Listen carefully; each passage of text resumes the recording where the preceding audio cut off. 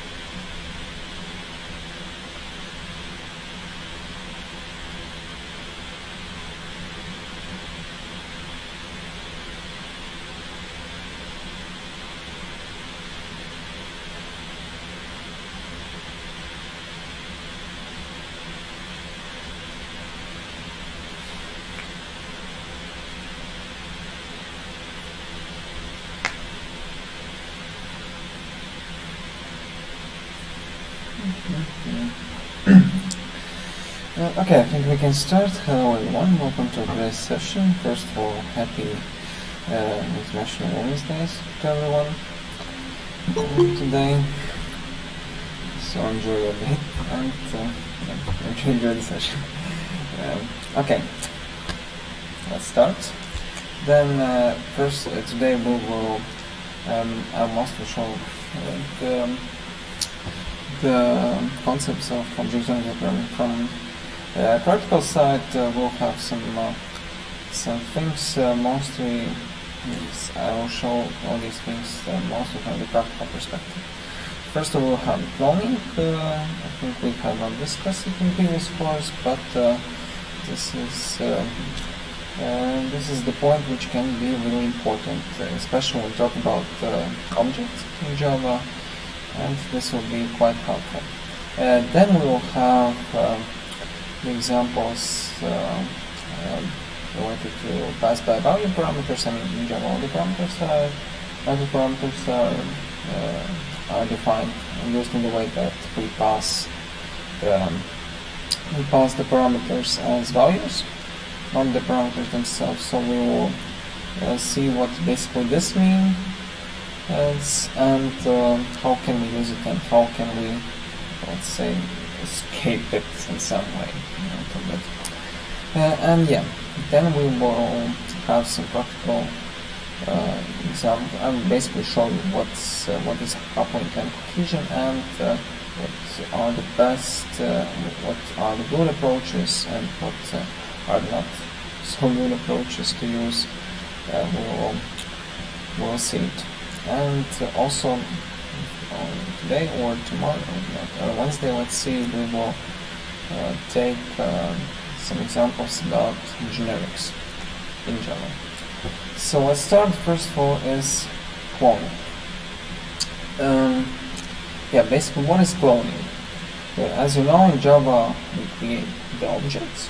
So we have the classes, and then based on the classes we create the actual objects. And as you know, each object has the unique reference, so it means that all the non-static attributes will change inside the object. We actually do the changes only for the object, one exact object, and the changes are not reflected to other objects, in other objects. So this is a good thing that we only work with exact objects. So it means that we can basically, what are the objects and how can we use the objects in Java? Imagine again we have I thought about the example of the computer. Like we have computer-sized objects, but maybe more practical example would be, and that's important example, I would say. And this is right to web development. For example, imagine we have not only for the web development, also for any application you can imagine, also for Eclipse as IDE. What we can see here we have the buttons, the views. So we have the views, and when we program the layouts, some layouts, if it's the web development or the applications, then we can see that we have multiple views, and usually, that's usually, especially if we work with Java, all the views are considered as different objects. So it means that each view is the object. We have the attributes located onto the view like that. In this case, that these can be the fields here with the information, the buttons as well. So this is how we consider, this is how we imagine, and this is how we work with the objects. We have just a view or anything, or any layout, and then we have the parts, and the parts are the objects. And of course we can represent the objects with the with the classes, with the attributes. So each object may have different attributes, also different equations. But please note, please be careful using the inheritance in this case, because again, if you have multiple views, it doesn't mean that some of the views, and this is not how it usually works, that some of the views are the parents of other views. When we talk about the inheritance and the extension works in different way. We'll have a topic about the inheritance, but just maybe not confuse the situations when to use the inheritance. Inheritance is mostly used for extensions. Like imagine that we have the view defined just with some basic and view or any class defined with some basic and must-have parameters, and then we want to reuse this view somewhere else, but we actually need to maybe add some new features to this one. And in this case, we use the inheritance. We define the view we want to reuse as the parent class, and then in the subclass we actually add our new parameters. And this is not only related to the views. In this type of views, there can be any classes, like any services you have. So imagine you build a framework which does some things, and then again you want to reuse it in somewhere else. And then in these cases, if you want to reuse, then you use these classes as the parent classes. And so this is usually how we use object-oriented programming and the inheritance. But yeah, currently maybe we'll not talk about the inheritance, but as I said, we'll talk about the cloning. So in this case, again, we have multiple objects, and like in this case, that will be the view. Imagine we have the view, one view, and if we want to open copy this view, open the same view with all the elements, all the stuff here. When we talk about the view as the object, we know that we cannot just simply pass pass the reference of the object, because that will be the same object. We cannot if we change one, so I mean if we have two variables, for example, then if we have the reference of the view in one variable, then if we just simply pass this reference to another variable, then it means that this will be the same view, and we just change both of them at the same time.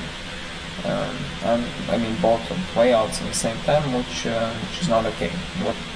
Which is not what we want to achieve. We want to copy the view. In this case, yeah, I say the view, but any object that can be in real life. And we want to change it in some way. Copy and change it in some way. In this case, we need to think about the cloning. In programming, what the cloning is, it actually does what I just said, that we copy the object with all the same parameters, and basically I use it as we want. So, yeah, in this case, that would be one of the previous course I showed the example about the virus. So we can, in this case, that can be meaningful example as well, especially in our COVID times.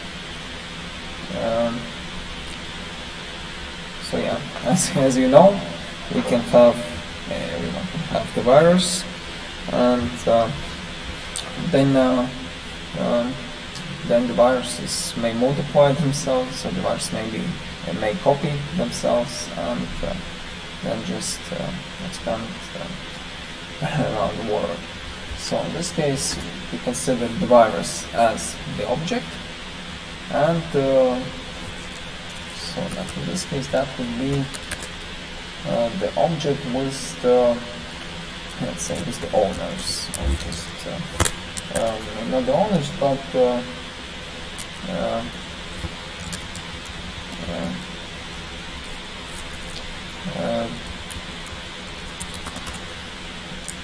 with the, say we have the virus, and the virus come from somewhere, so it means that the virus should have predecessor, and that would be the virus as well. So we have the predecessor, which is from where the virus come from, and then we can define it under the object to see from where the virus come from.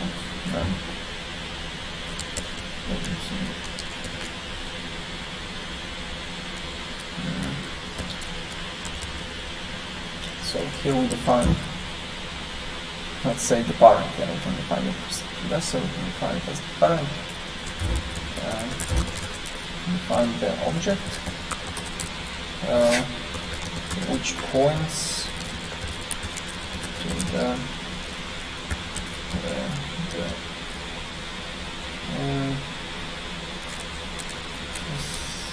outliers.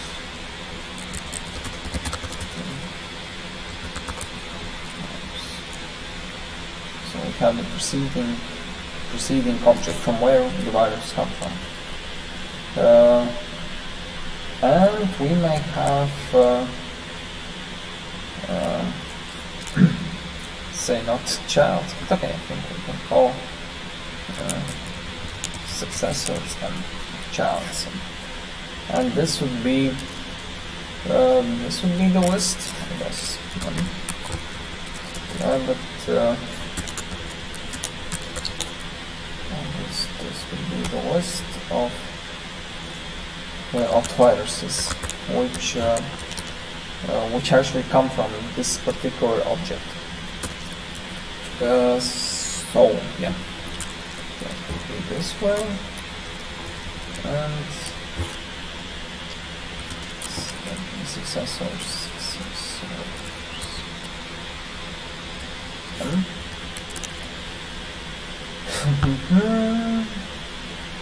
Yeah, okay, I will change it a little bit later, because we will need to do some adjustments here for the list, for the successors, because this is the object, so yeah, we'll see what we need to do here. Right now I will keep it as is, and I can generate vectors and setters for the viruses, and I think, let me think, yeah, we can have another class which would be person, and so here we have the virus, and I will define the person who is the owner of the virus, right? So that will be the person, and the person has the name and the surname.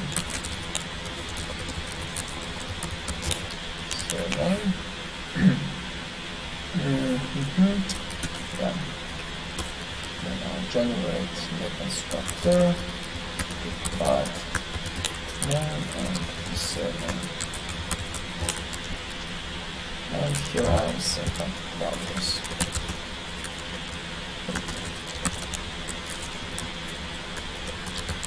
Set up the values. Yeah. And then we have. I will not use setter. I will use getter. So in this case.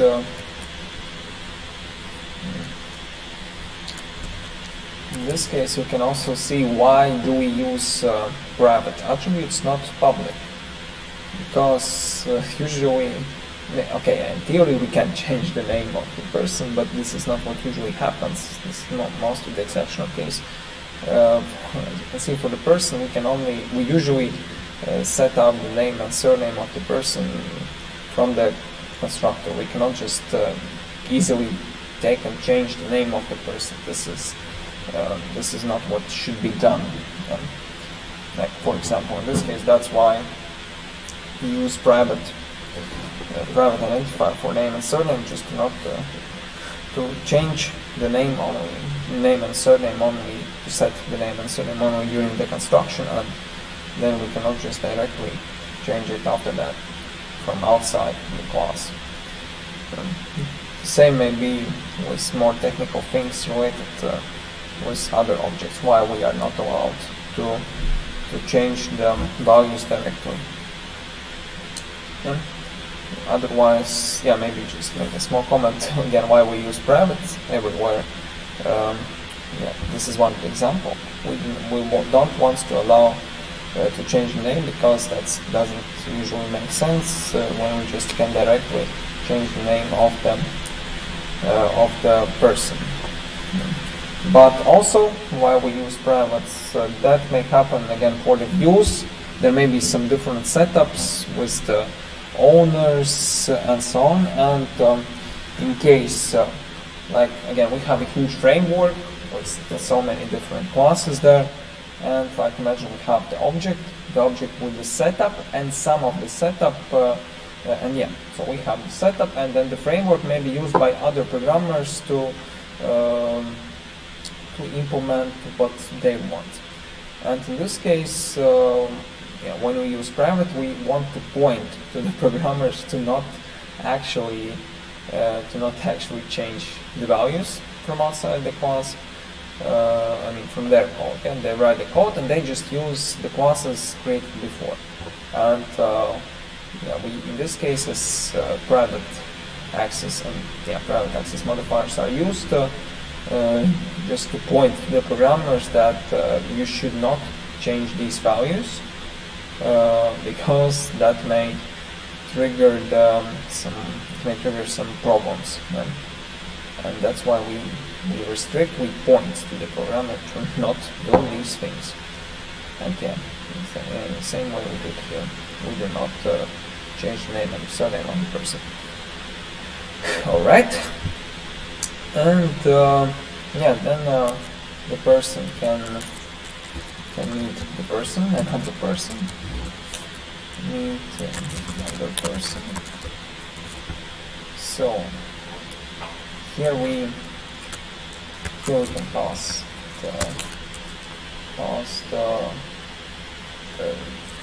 another person. And that will be void. And here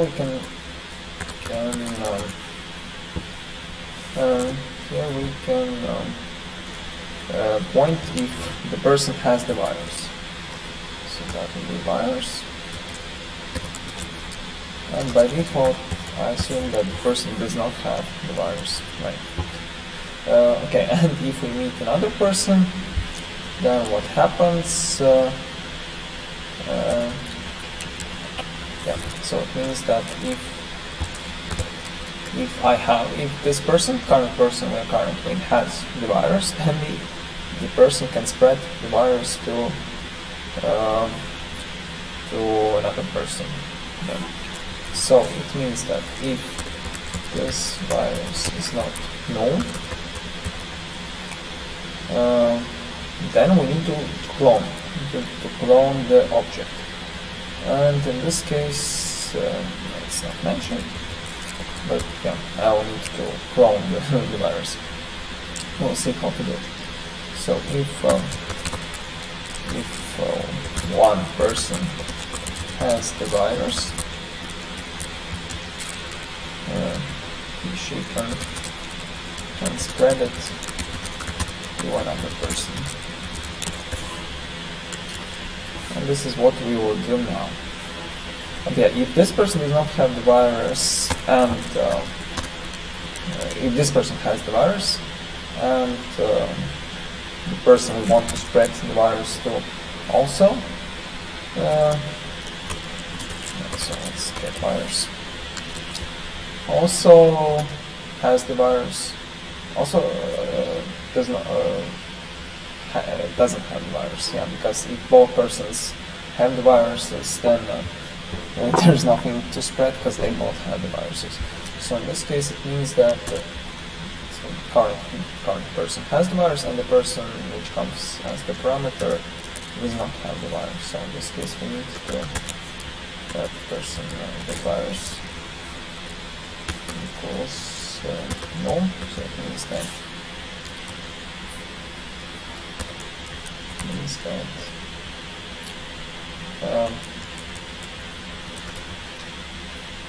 means that the virus will spread the virus.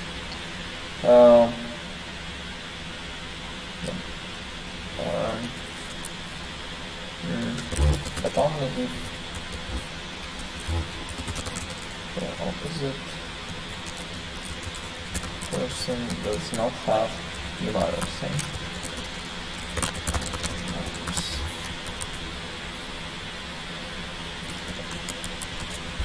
Alright. Yeah, so in this case we will need to spread the virus. How to do it then? To do it, we usually, as I said, we use the cloning.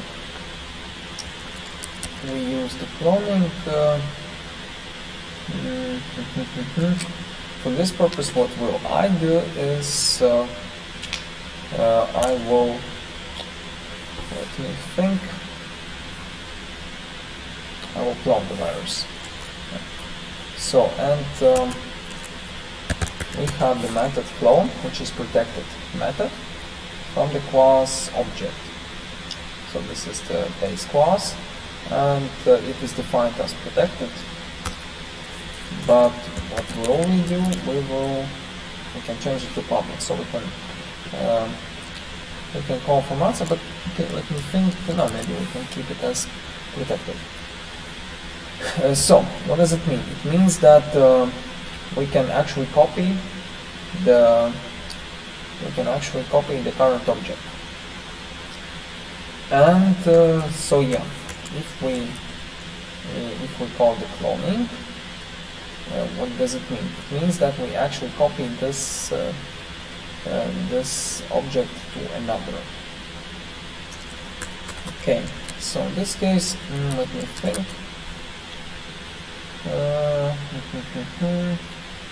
Yeah, in this case, by default, I can return it, the value received from the superclass, but since we have like more complex object, that's the virus, we can add some additional things here. So first of all, we need to change the predecessor of the current object. So how this will work? And yeah, so okay, now I'll show you. So first of all, we need to get the object. I will not return it at this point, but I will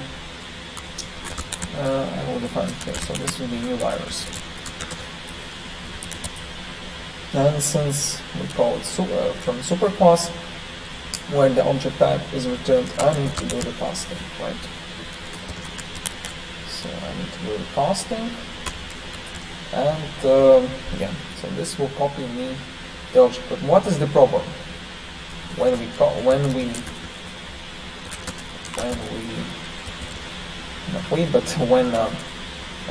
clone happens in the superclass, it copies the object. It creates the copy, let's say. It creates the copy of the object itself. So it means that copy of virus will be created, but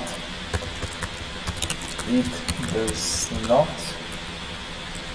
create the copy of the attributes assigned. Assign the attributes of the object. So it means that we copy the object itself. So if we have one virus with all the parameters, it will be copied to another reference. So the reference will be different. The object will be different. But what's the problem is that these values will not be cloned. They will just be passed from one place to another. So it means that we will have two different objects, like virus 1 and virus 2, but they both will have the same predecessor, the same reference, and also the same list as the object.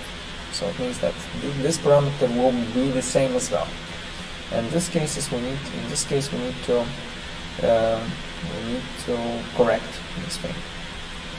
So need to correct it. Correct it. And to correct it, first of all, we will set up the predecessor of the virus, and this will be the current object, right? As we spread the virus from the current object, it means that this will be the predecessor for the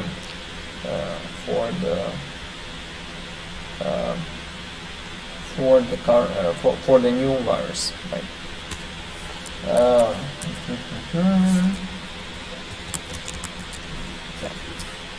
And also, as I said,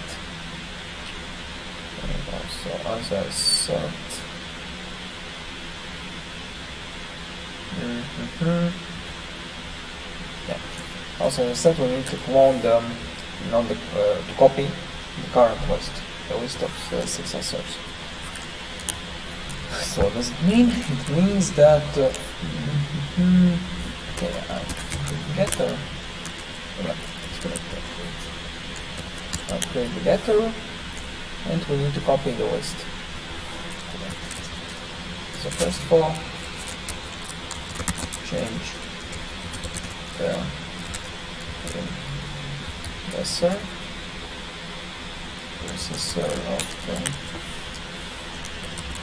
of the virus, because this will be different. And secondly, copy the list. And a new variable.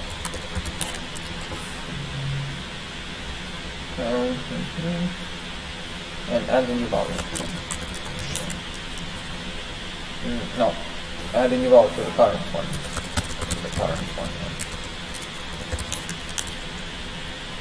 So this would be created this way. So it means that we get successors, and we'll also need to change the successors. So it means that we need to set successors.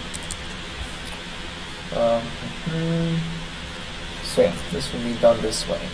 So currently I can basically get the successor from the new virus, or do it just with the current one. It doesn't matter because they both have the same reference. So note we can get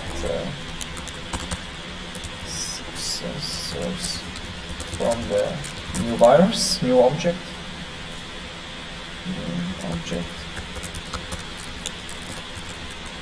virus, or from the current one, this. There's no difference because they're the same objects. There's no difference because they both are the same object. It's one object. So maybe, I will use just, it doesn't matter. Okay, or maybe just to be more precise, I will just do it this way. I will change the successors, and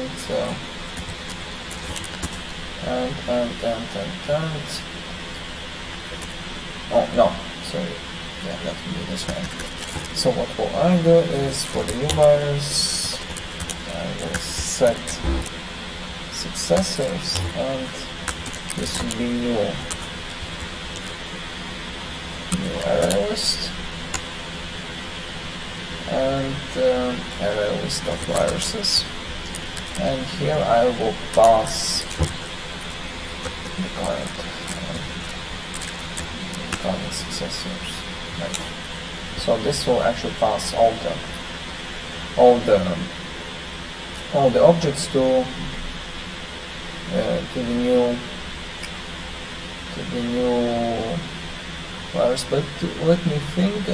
Okay, I think in this way I do not need to call clone for the superclass, just for you to show. In this case we don't really need to call to call the well, maybe okay, let's make it typical size. Yeah, I think that should be fine. In this case we don't really need to call the method from the super class, we can just method from the super class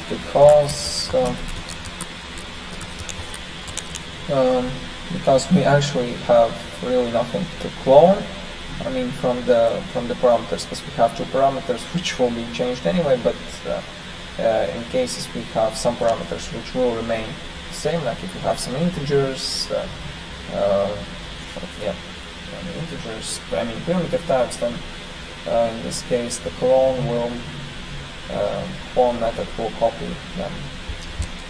But yeah, in this case, because we still need to change all the parameters we copy.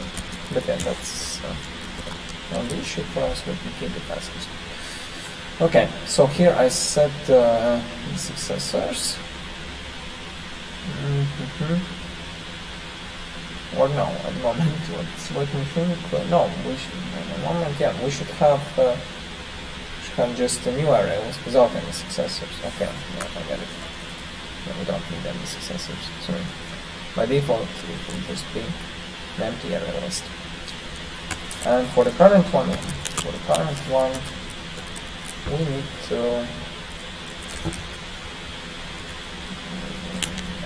get successor, so I can use just directly access, it doesn't matter. So here I will put the new virus in. So I will add it to the new I'll add the new virus to the current list of the viruses. Right, and then again I will just return them. Just return virus. This is how it will look like, and I can really define this method as the public. Alright, so we are ready with the cloning, and then I can implement the method here. So yeah, if the current person has the virus and she meets the person who does not have the virus, then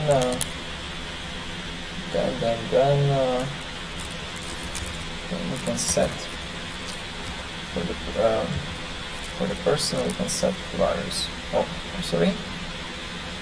Oh yeah, we can set the virus. That will be correct. So set virus. Okay, and here we can set the virus, and we will set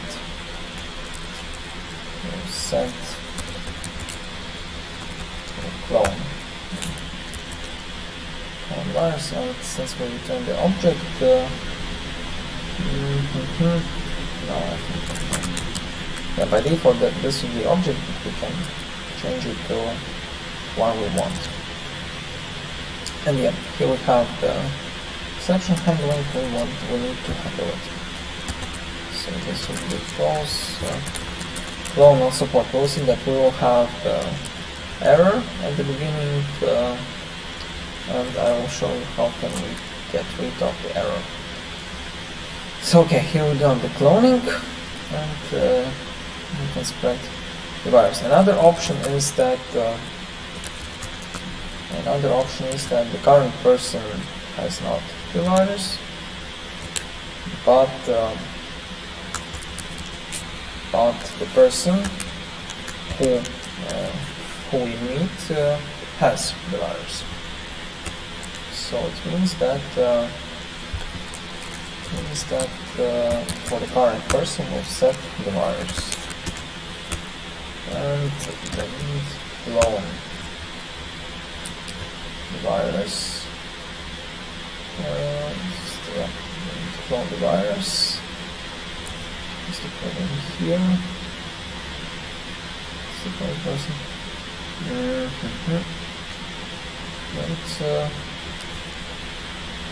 Oh, sorry, not the person, but the person get virus, of course. Right. That's correct. Yeah. So here we set virus and yeah. That should be fine. Let me think.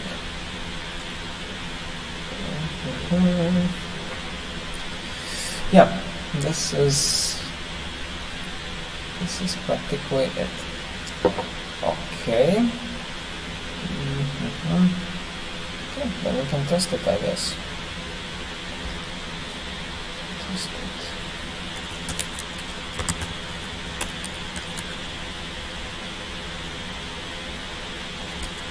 Methods.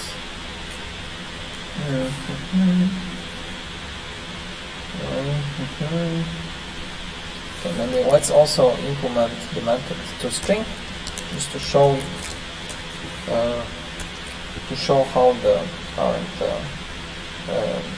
current virus looks like. So here we can have the predecessor.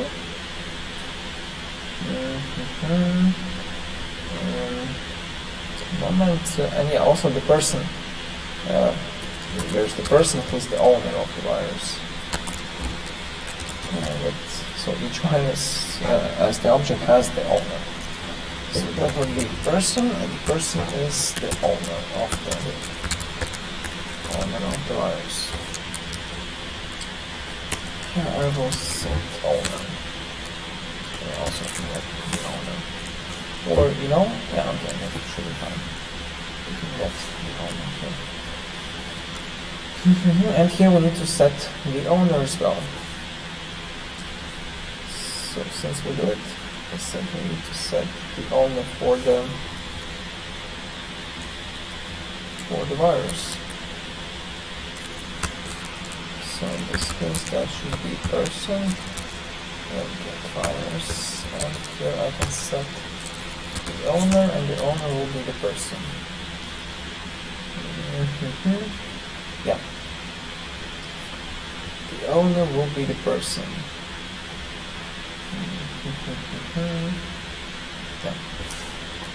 The owner will be the person, and for this one, for the second case, also we set the owner. And the person will be this get virus, and we set the owner. The owner will be current person. So yeah, and here we can show the information about the virus. The information about the virus.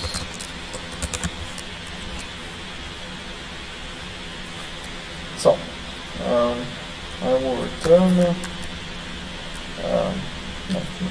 information. So the owner of the virus is,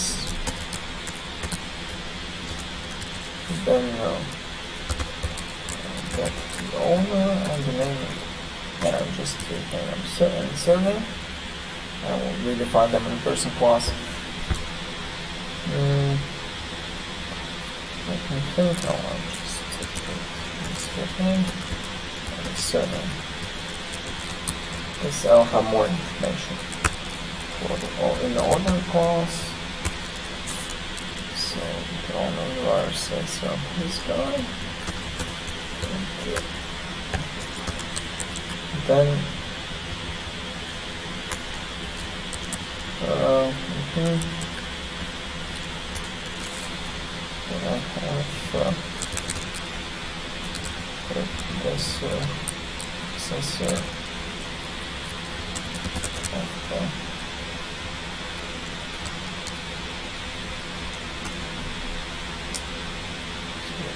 this sensor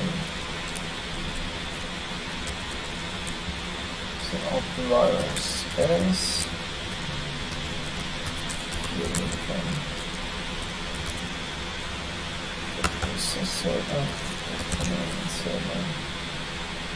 get owner and get name and get surname.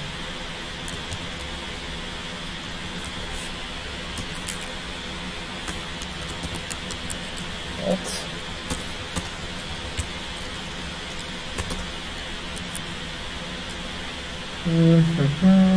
And so the last thing we have, what we can display, okay, is the list of successors. So this will be the successors of the runners are, and here we can define the list, and I will create a new method which will display the list of all the owners of the list, all of the values. So this will be travel strength. So we get owners.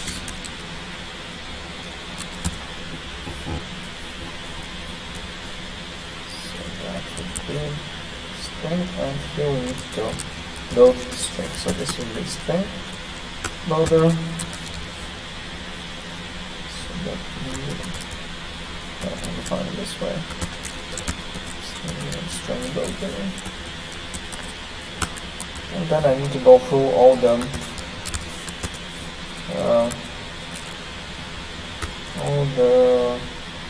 elements of the list. So I will need to go through all the viruses here.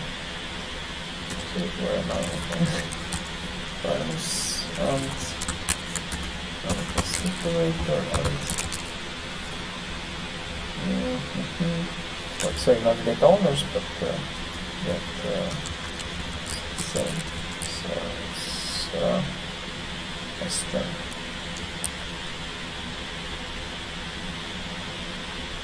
Oh, so it will be okay, yeah, I think that should be fine. Successors. I don't like it that we have the method list there. It's the same name. Define this way. So we have a different method name. And wait, so not here, but here. Okay. So this would be the list, and here we get the breakdown. So and then, as usual, while it has next, do the same way as we did in the Black Knight. Black Knight task. So we start with the delimiter.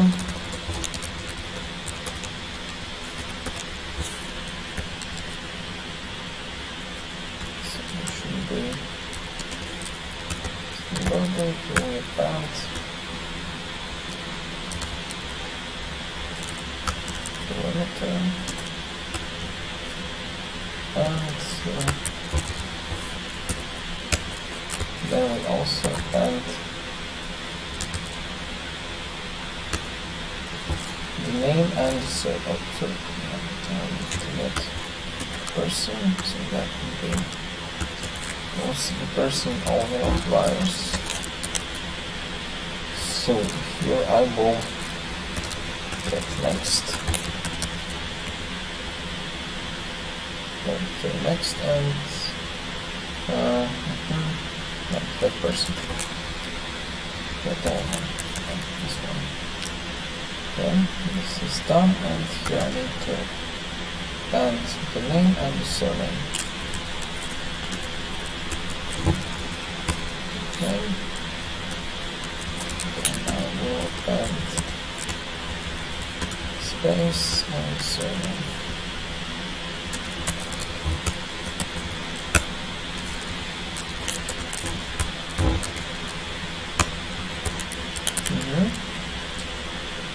And then we can check the delimiter. It's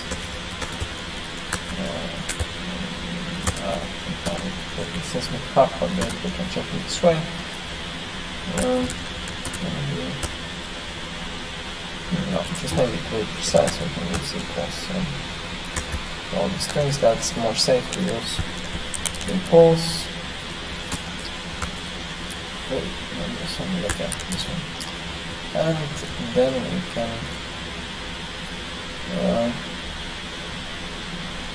can use the separator. Use the separator, and this will be this one. Yeah. Separate by commas. Alright, so here we have the string, and then we're just gonna return the string. So that would be string builder to string. Right. So here we return the string, and now we can apply the methods into string methods. So that would be this and successor's text. Okay, and I think that's actually you could also, but yeah, that should be fine. Alright, and what else we can do? Yeah, that would be quite interesting. I think we have not discussed about the recursion previously, but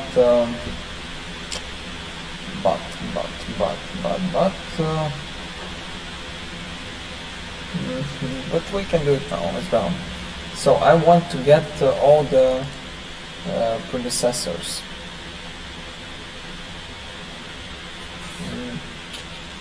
Let me think. I think that could be a nice idea. Okay, maybe let's finish with this task and then we will enhance it a little bit where we'll display all the predecessors of current values. So they will need to get use the recursion. Okay, at this point, we'll keep it as is, and yeah, now we can, and yeah, the same for the person. So for the person, we'll display the information.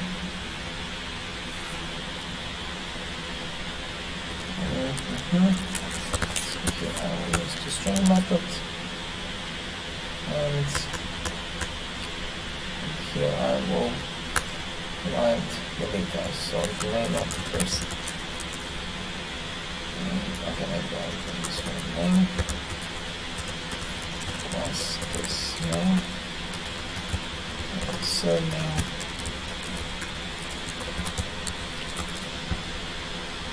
Yeah, the surname.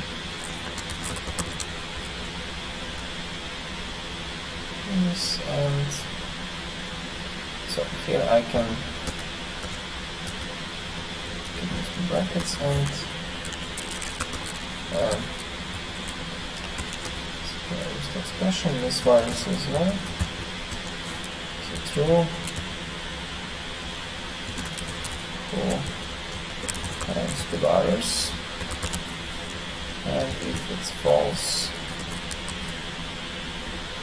who has no virus.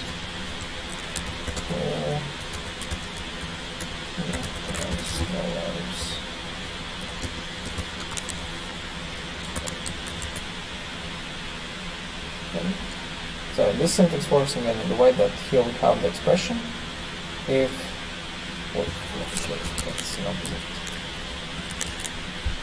here we have the expression which returns true or false, and if it's true, then this part is executed. If not, then this part. So if it's false, in this case that means that this one is null, then this part is executed. Right? So yeah, this is how it looks. After the break we will test it, but for now let's have 10 minutes break, and after the break we will test it, how it works.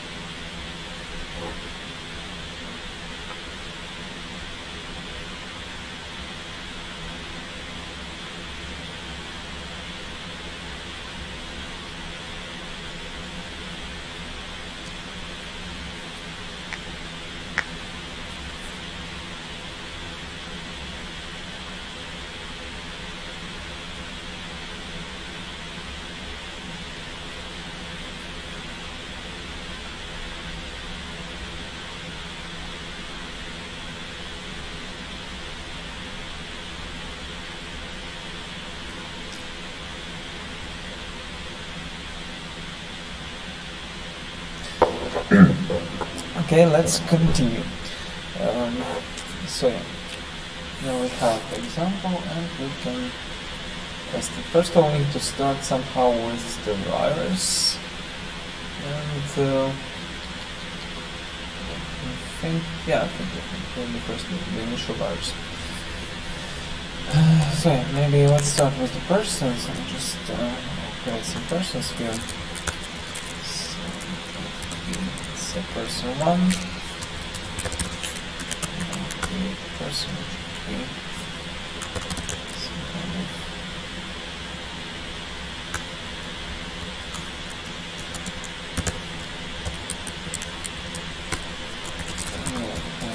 number person.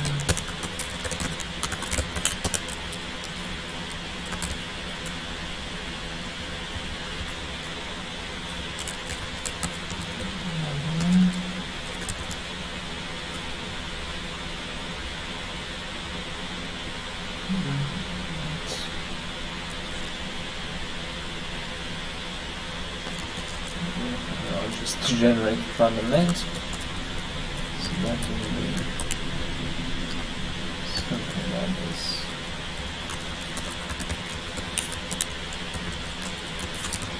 I'll create 5 persons just to see how it works.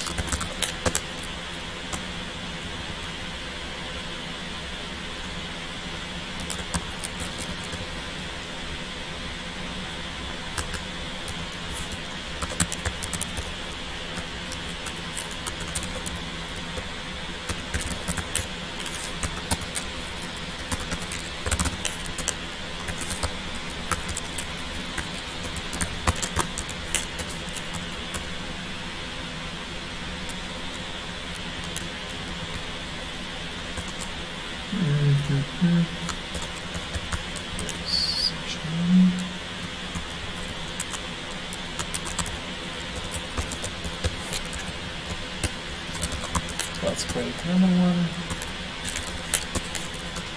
Person 5.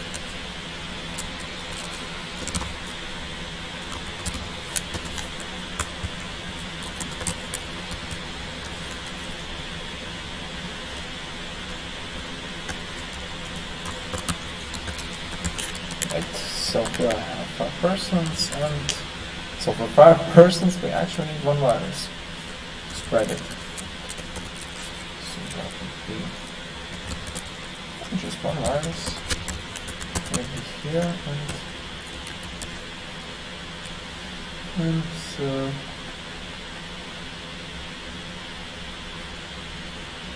at the moment I lost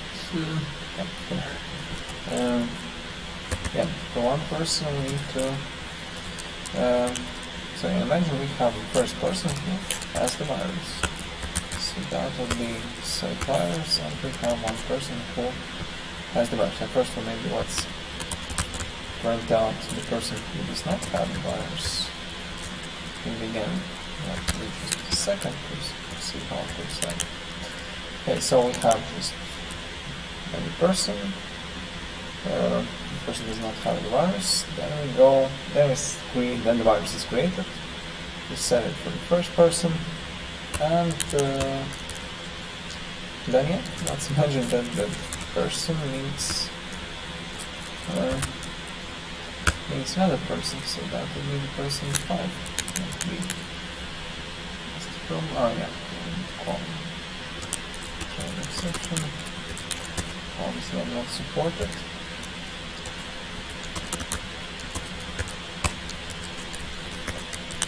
Okay. This is done. Then yeah, you can display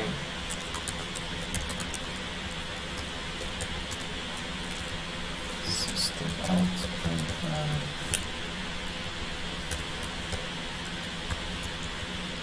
doing the fifth person as well. And we can imagine that first person needs another person, that will be the person 4. And, yeah, maybe let's print it. Let's print first person. And yeah, then we can do the same things with the others. So that will be person 3. And then the person 3 needs person, the person 2. And then again we can print how the person, well, the information about the person 2. Right. Okay. And we'll see that we'll have the exception right now. That's because spawn is not supported. So every time you want to create the object which can be called, so every time you create the class which can be called, you need to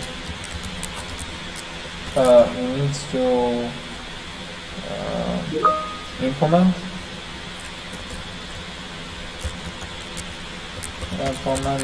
actually not implement, but in fact it calls that we implemented, but in theory it calls that we implemented, but in fact we have nothing to implement. Yeah, we'll see what does it mean. To implement clonable interface.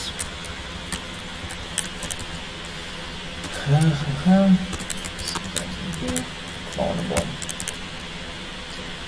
And yeah, in fact we see that what you just see is that we provide that this class implements interface clonable, but actually we are not required to. We are not requested to implement any method here. And these interfaces are called, let's go inside. Yeah, these are just interfaces mean for to indicate that this class is clonable. Actually, there's no logic for these interfaces. The moment I accidentally forgot how do we actually call them. Yeah, we indicate them. I accidentally forgot the term. Yeah, I used this term previously, but let's say these are not pointer interfaces. One moment, I forgot the name for them.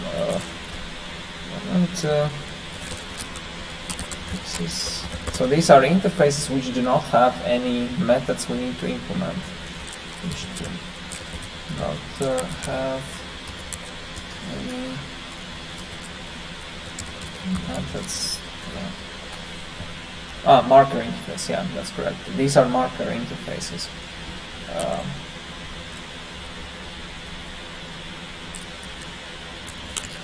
Clonable. So clonable is marker interface. these are the interfaces which do not have any methods.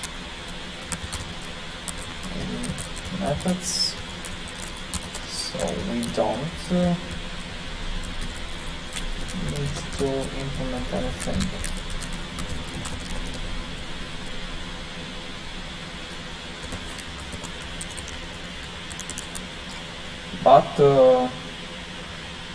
But yeah, we can actually we need to implement it to get rid of this exception.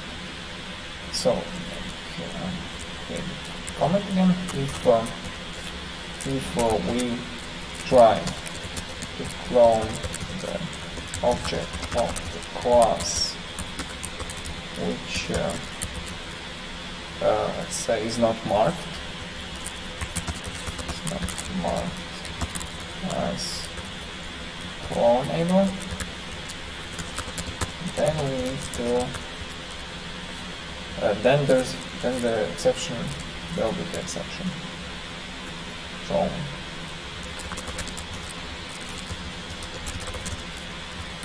Exception clone not support, clone supported exception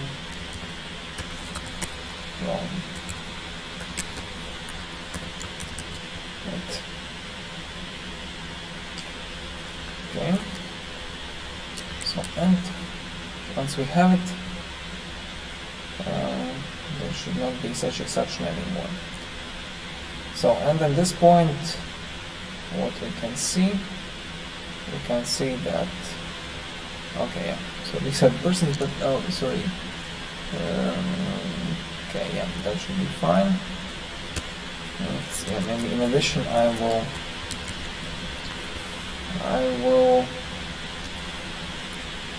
print the virus. So that would be person 4 get virus. This will be virus. And you know, I will just print this one. So that would be virus. Yeah. For the third person, and then for the second person as well.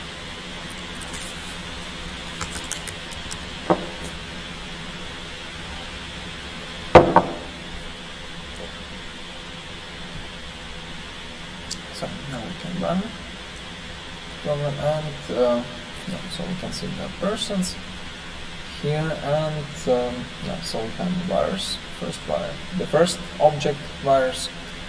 So that's there's the owner, and yeah, the predecessor is and the barrel. I have not add the space in between them, so I need to do it here. And space between name and surname. Then virus. What is this virus? Just have the right text.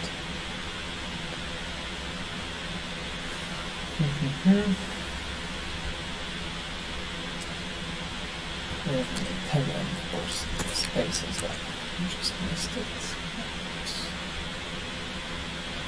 So here I can display the processor and successes of the virus are. So here there will be only one, but yeah, okay, yeah, this will be only one, and maybe let's do it a little bit differently. What will I do is I will add the third person here, and I will tweet that the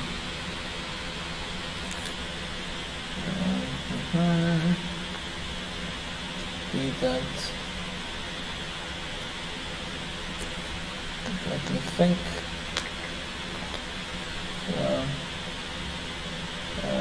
Okay, so here will be the third person. the fourth person. Okay. Now there will be multiple successors of them. Well, one moment, why there's only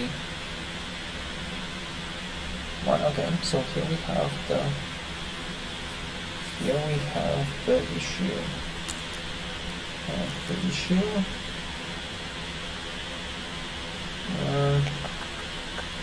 Okay, so here we have the first issue, because there is only one successor, but we actually need to have two successors here, right?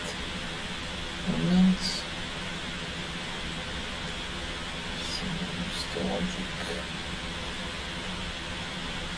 Yeah, so we have the logic. Yeah, so we have person 4, and it the person 4 met 2 persons. So that's person 2. Okay, so that was incorrect. So that was incorrect here.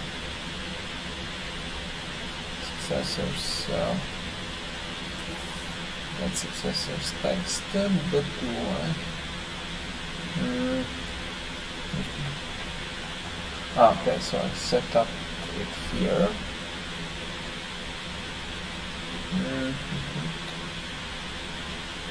That's interesting.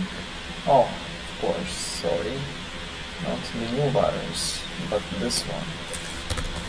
Of course. Yeah. Because yeah, the previous has nothing. Okay.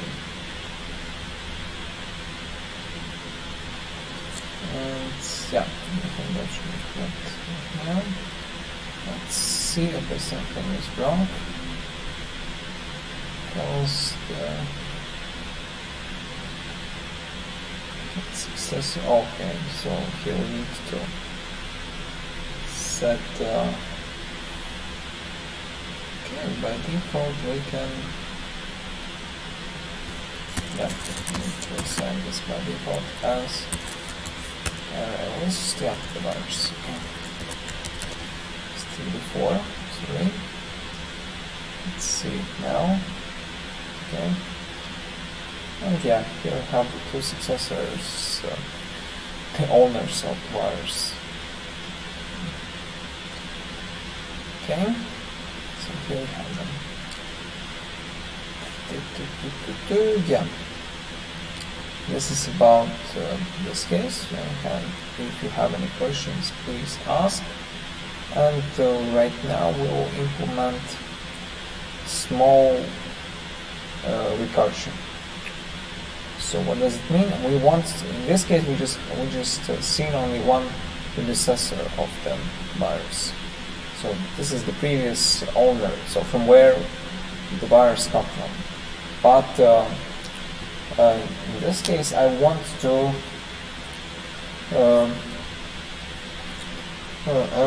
to display all the predecessors we had. And in this case, that will be more tricky. And what will I do is I will create a recursive function, the recursive method. So that would be, this is public. I'll use string builder, we'll see why. So that would be get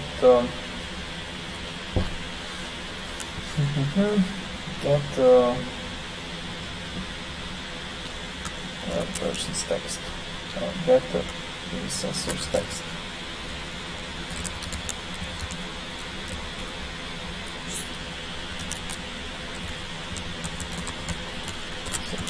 Text, and he will pass the previous string builder.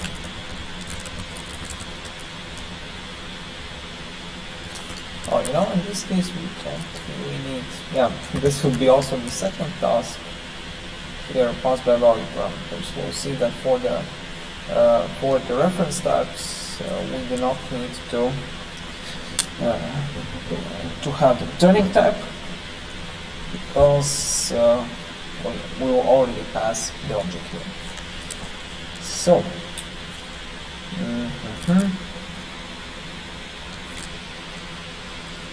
to either this case, if no, yeah, first of all I will comment if this is not null,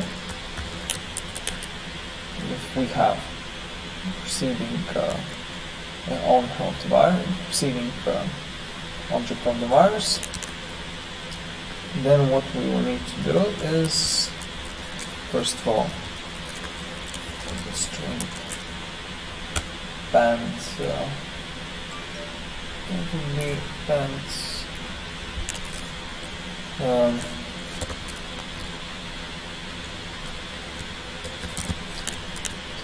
band of the previous predecessor, so that will be get owner,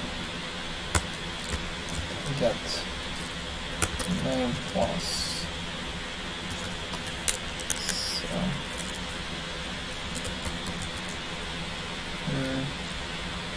get surname.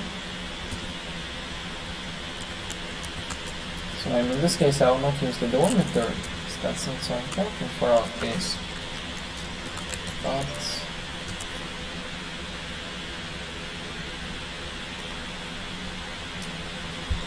better not keep it this way, and okay, so it's fine here. And so in addition, what will I do? I will need to call the same method from the preceding class. Right. Let me think. Can we highlight something? And the comma at the end. And yeah, so this is done.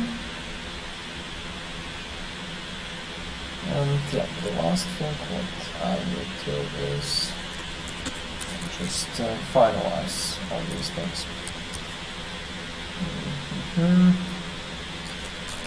So I will create get all this is text, and maybe the name is not the best one, but okay, that should be fine. You know, maybe I will call this method differently, so that will be construct, and here I will have the same method, struct, and here I will get this method, so that will be not void but string, and on this one that should be string. So first of all I create this string loader,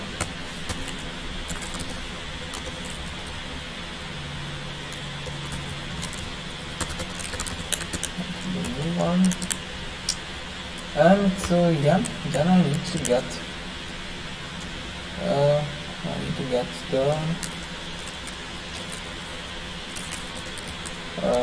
the text for all the predecessors of the current virus.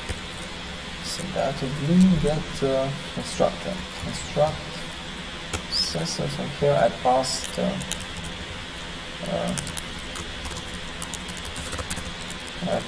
the object. So this should work as pass by reference. Pass by reference. Okay. Oh, it's there both person. Right, this is done, and at the end we need to remove last character,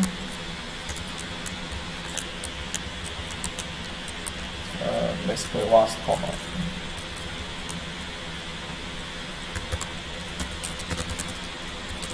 String.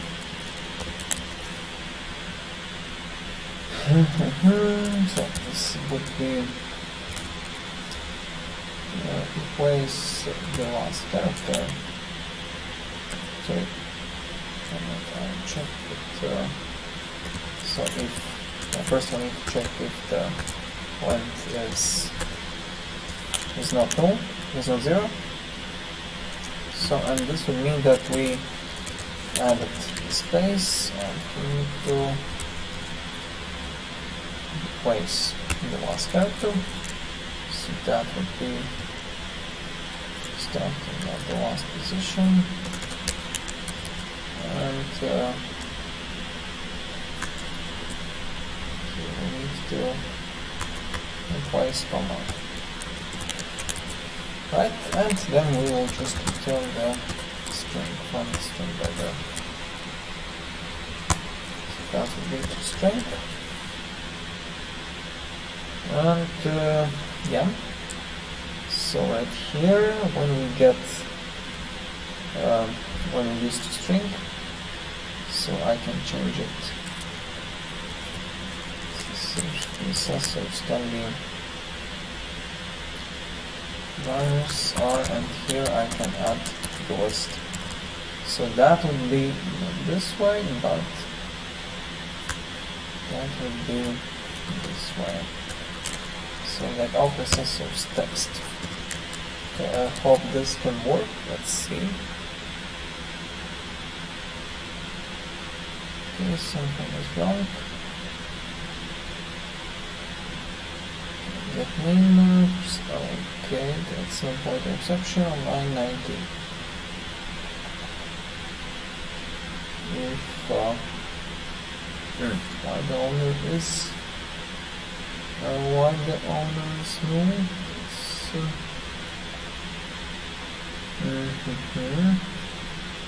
That's really interesting question. That should not normally be this way. One moment, let me think. For the first. Okay. So here's the problem. When we set virus,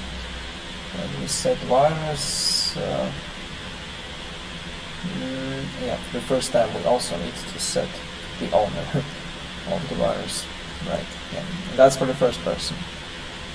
That's what we have the issue for the first person, because in this case, the first person, the virus of the first person will not have the owner. So we need to set it here. Okay. I think that was the issue. Let's see. Yeah, that was the issue.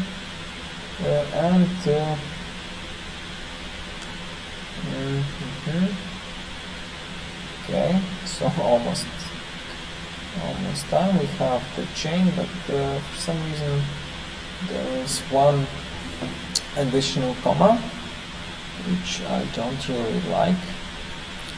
So in this case, let's see what happens. Basically, let's see what do we need to have here. Here I want to just display the chain of the virus. So we go from trying to display the fourth person. So that's Tommy Washington.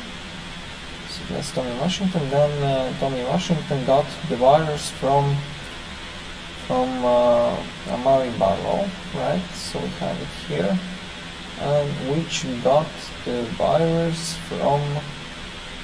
So that's the fourth person, which got the virus from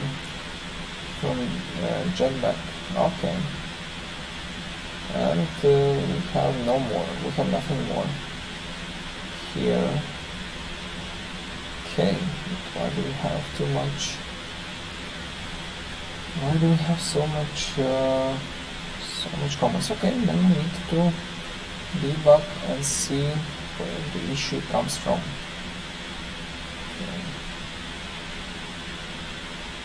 moment it's, yeah. Okay, let's quickly check why do we have such issue. So I will debug. Sorry, simply pressed.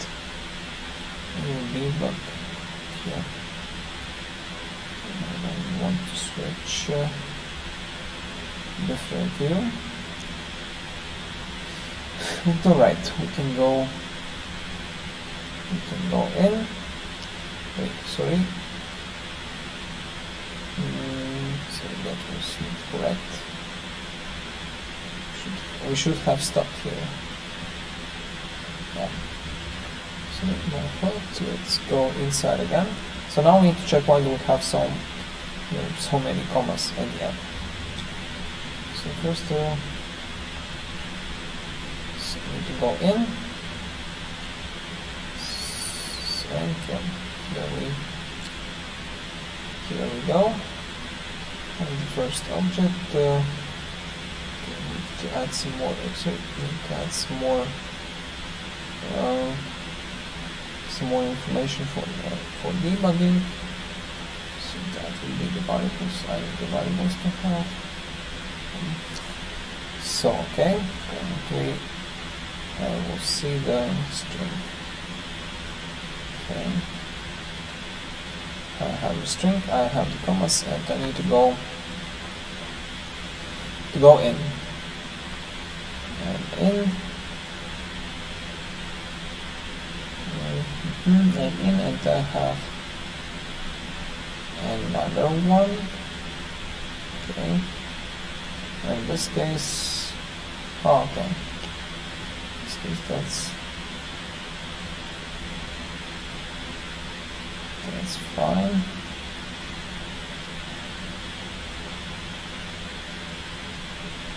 Okay, and the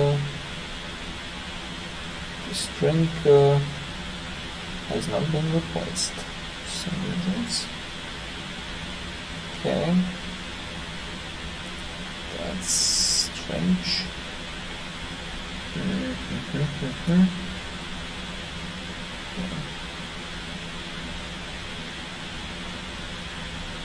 Oh yeah, yeah, sorry, I got it. This comment is to separate. Oh, okay, since it's here, then we don't need to replace it. Alright, yeah, because we will still need the comma here, that's why we do not need to separate them. Okay, so in this case I can make this comma, because we don't need it, because it will already come from the loop. So I will make this part of code. So don't need, and the last thing is that we need to add space here, and I missed it.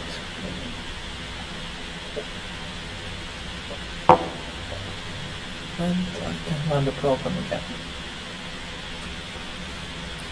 And yeah, so we have the information about the virus. So the virus, the owner is Tommy Washington, and so again I missed the space. Let's quickly add it. Let's quickly add the space. Let's like that. And the comma here. Okay, so we have information. The owner of the virus is Tony Washington. The predecessors of the virus are these guys, and why there's a space or comma again at the end. Oh, here it is. Okay.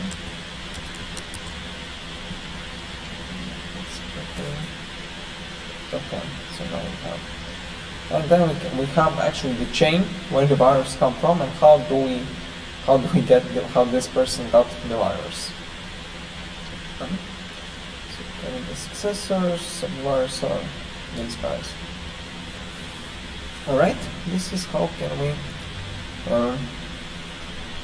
implement the cloning and basically show how the virus is spreading. Of course, in theory, since we want to represent the virus, not quite good in biology, but yeah, there can be some parameters of the virus. So when the virus spreads, there are the parameters of the virus. Then actually these parameters, this code of the virus is shared with other people, and we have the viruses which actually spread. Right? Okay, so do you have any questions about this class?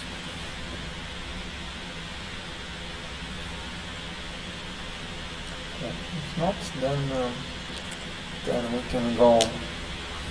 can go next, and yeah, the next say short thing is pass the value for the parameters. That will be quite easy. Quite short example, I think. Pass by, okay, just read that is. Okay, so here we have. So remember, we have the methods. Just have a static. Static void, and that will be so definitely not be void. Yeah, maybe let's keep it as void. Void.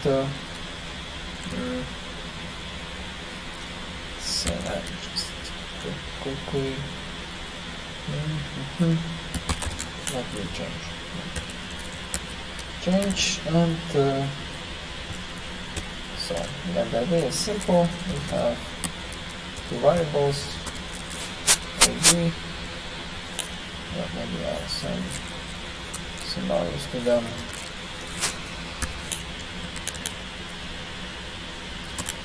And so that will be then a. Just name it parameter, not confuse with and b parameter. And okay, so in this case I'll just change the value of one of the parameters. Just change the value of one of the parameters, and here I will call the method. Using the parameters, and here I will show you that we will actually the value of p will not be changed. Just a short example. And the value of p is not changed. The value of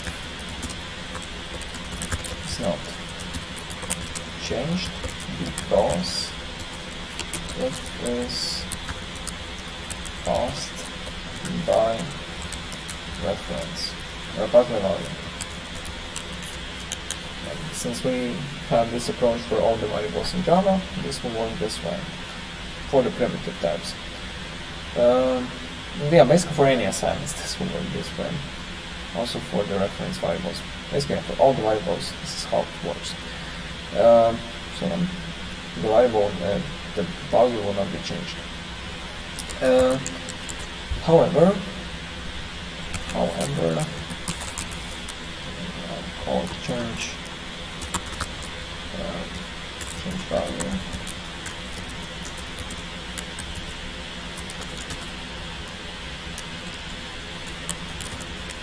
And here I will call the method change value of the reference. Change ref values. And here I will provide some reference type. Let's maybe basically previously maybe we can use string builder. So that will be string builder and previously shown today, but maybe let's so and maybe let's have the string builder and the strings and the string. So now the string. And here I will just simply append the string to the the string builder.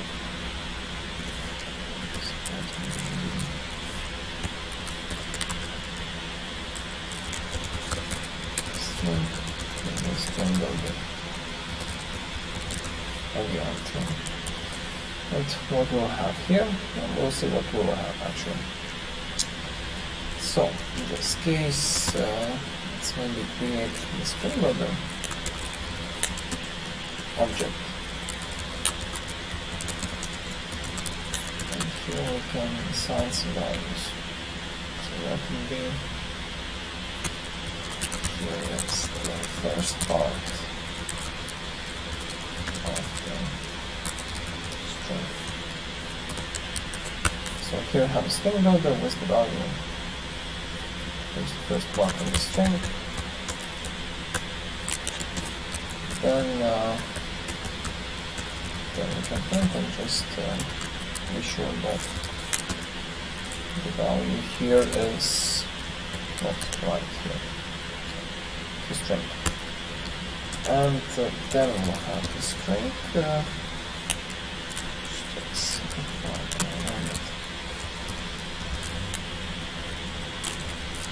So this is the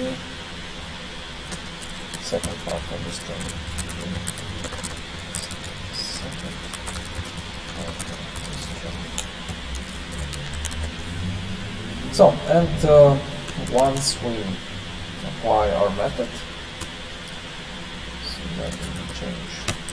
So far we have string builder and we have the string. And what will happen if we call the same method again? This one we'll see that string builder, but second part.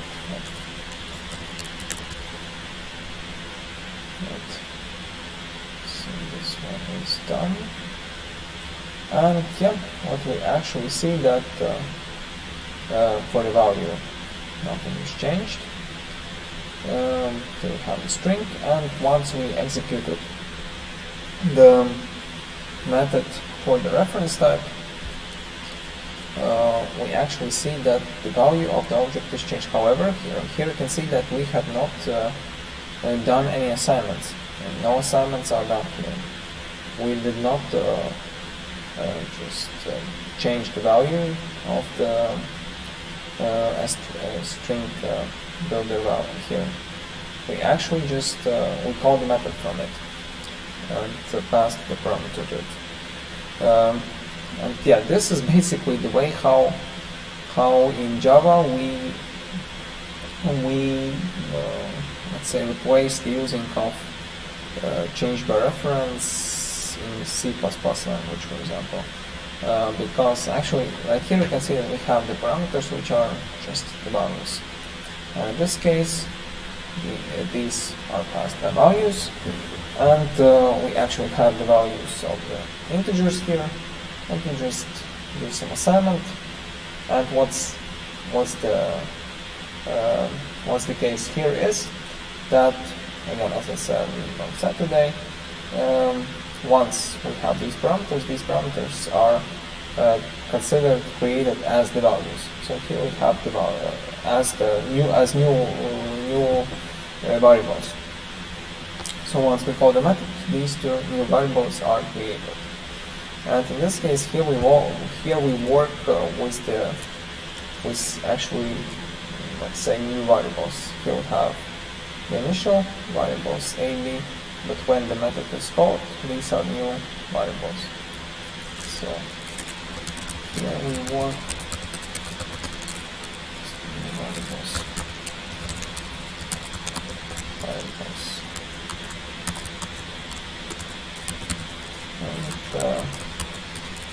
which actually are not related to the variables we pass. Yeah, let's say we pass to the method. Because we don't pass the variable, because that's maybe the key point, which actually which can be applied for any case. So we do not pass the variables, we pass the values of them. So this is basically how pass by value works.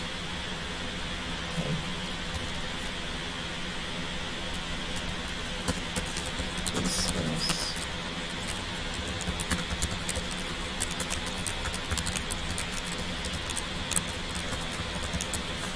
and why does it work in this case? Because we have the reference. We actually pass the value, but sorry, not here. Yeah, right here. We do not pass the value. So we pass the value, but the value of the variable is the reference. So here we actually pass the reference, and the reference is the value itself. So it actually means that in this case we passed the reference, and right here we have the direct access to the reference. So we access the reference, but the reference has the values. In this case, if we access from for the reference using the reference from here or from here, this will remain the reference will remain the same.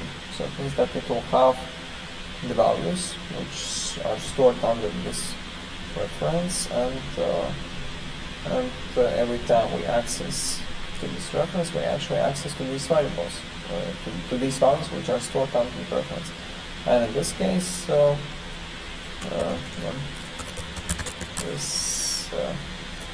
this case also works as pass by value, but needs to remember that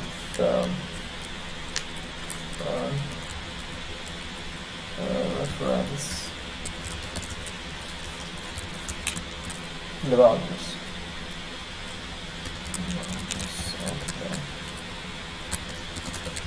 of the reference types or the references. So we actually work with the references, not these values.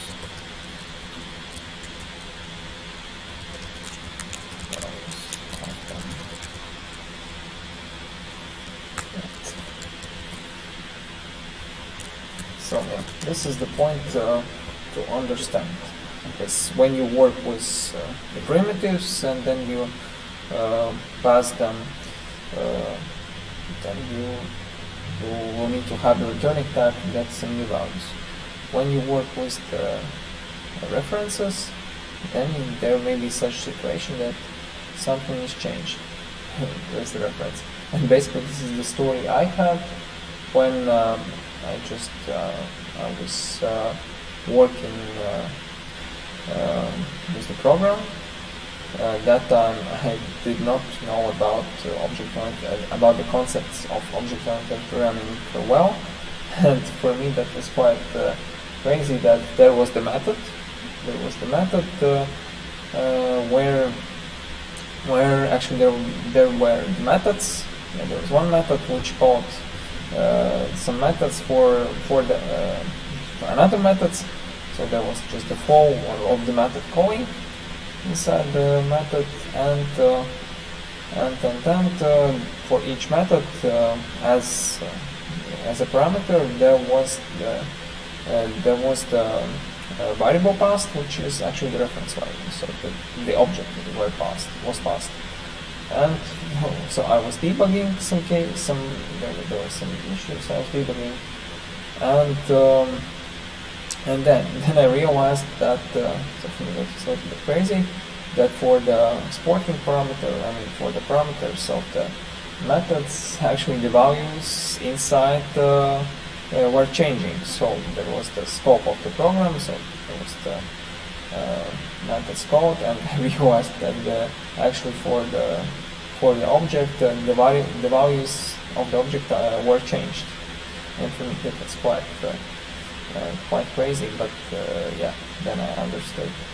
After that I got this understanding that for the reference parameters. So when we call the method, we pass the reference times. We may expect that some values might be changed. So this is how it. Okay, let's have 10 minutes break, and after that we will go to the next topics.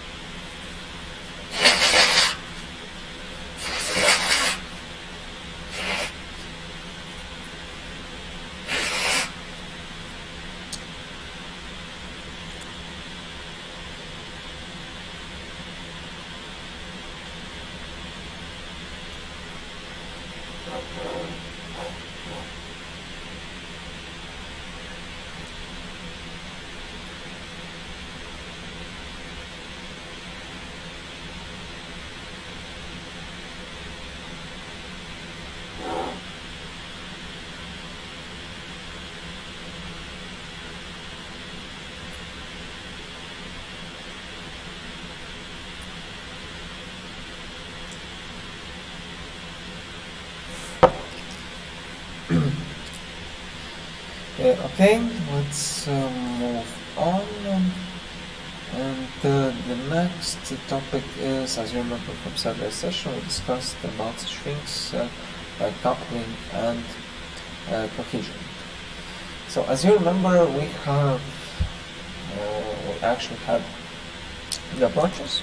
Maybe let me quickly the approaches, but the styles of object-oriented programming. How can we combine some elements and use them in one class or multiple class? So as an example, when we talked about coupling, then as I said, in programming we try to minimize it. So it means that we have to use our objects and be able to modify our classes as we want. So that's one, but we don't want to have any restrictions when we use the inheritance, or just combine them.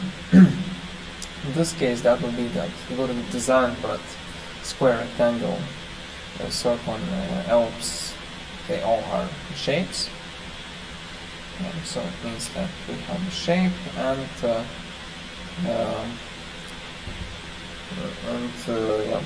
so since these all are shapes, we know that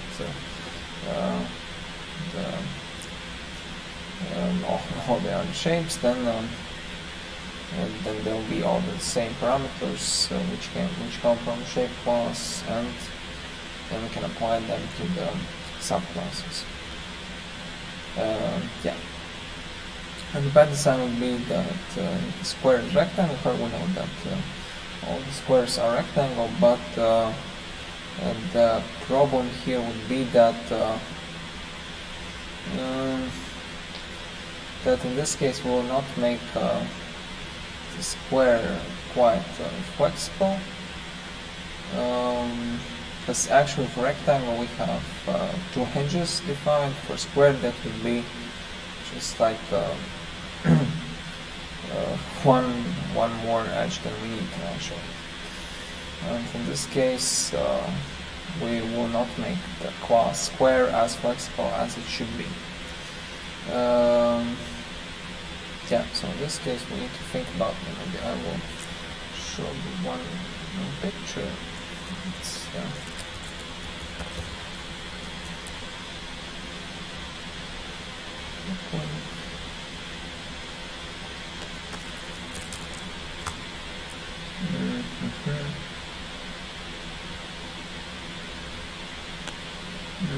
actually there are some pictures like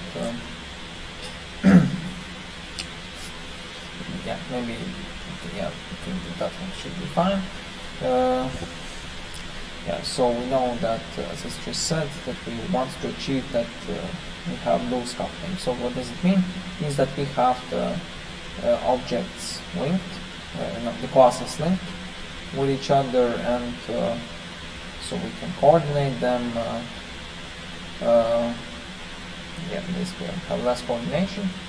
One does not affect another, and so this is very important that we need to stick to.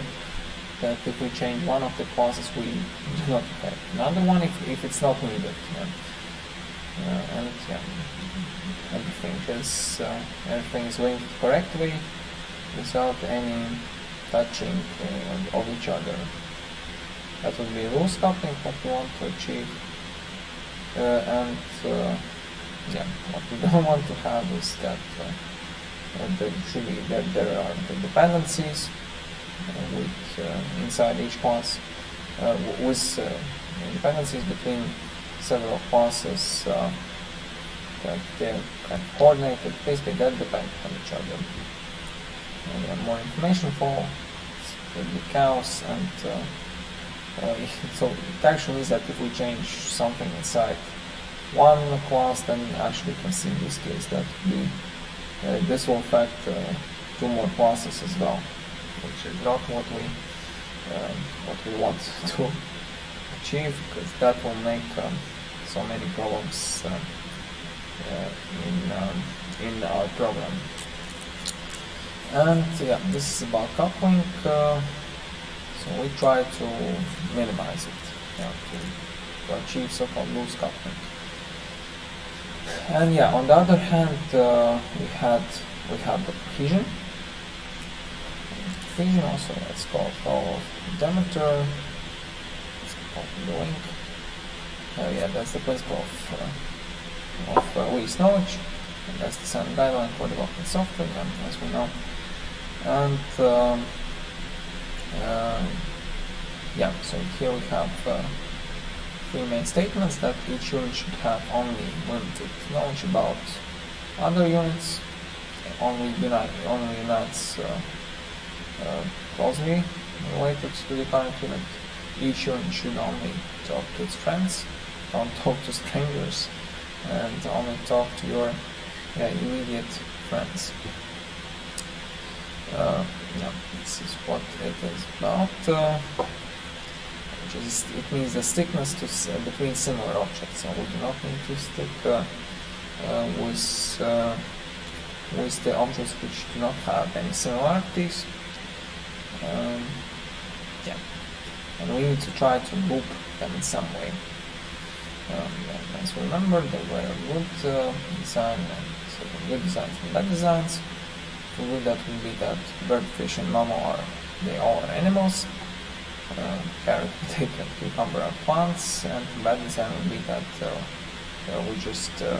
we just create our own groups without any real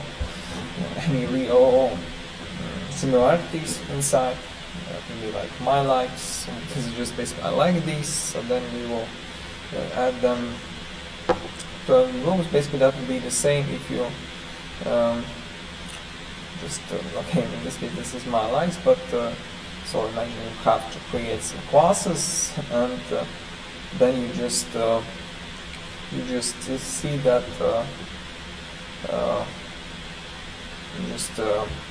see that you want to combine them in some way. You just so yeah, there can be some reason for you to group them, and then you just name it like my likes or something like that. But on the other hand,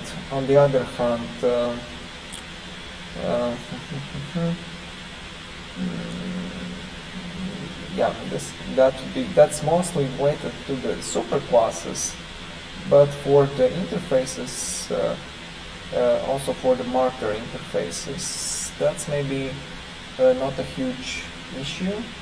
As we just seen, that we may have support marker interfaces, like we had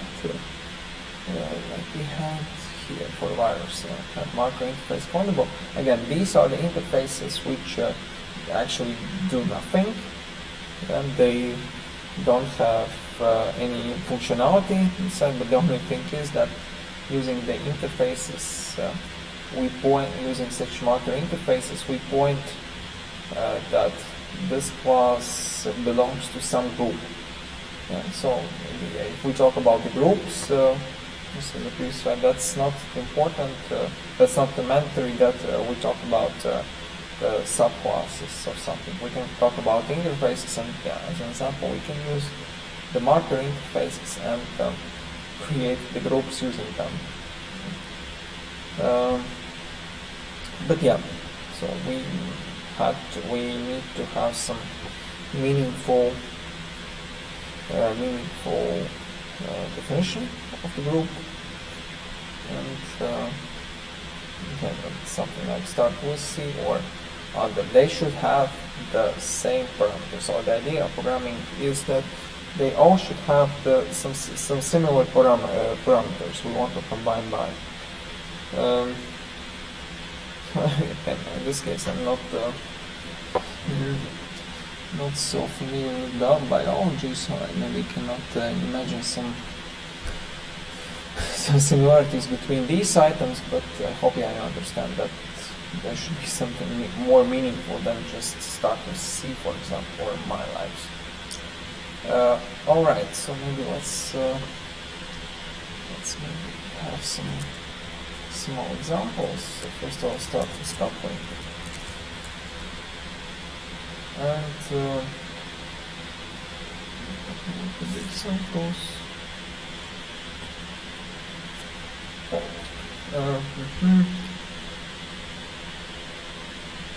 Okay, so the first one would be tight coupling. So it would be tight coupling.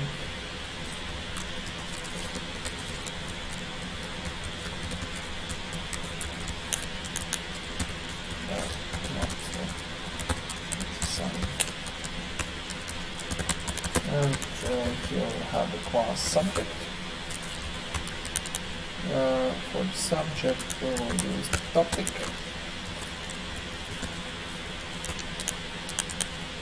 And for the topic, maybe just one simple method, understand.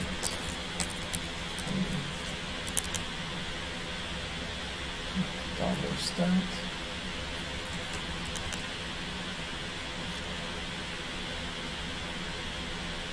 Understand, and yeah, there I can just simply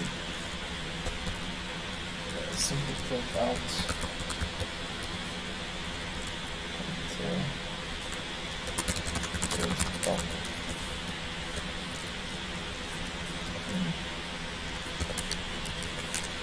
topic,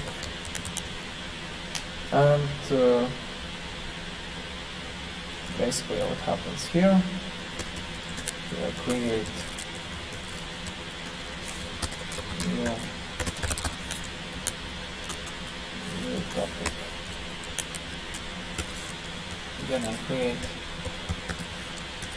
the method.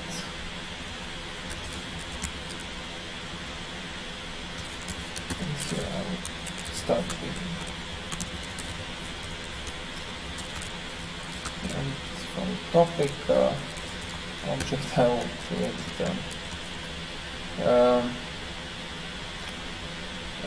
create I will call the method understand.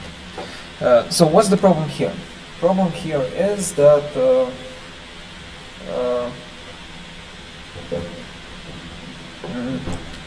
that we actually have the straight dependency between these two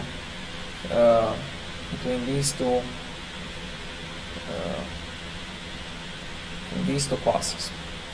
So for example, that would be if for example, if I do any changes, if I do any changes here, so if I do any changes here, that would be so maybe what so that would be topic name, for example. So I understand that would be just topic name. So in case we do any changes here, in case there are changes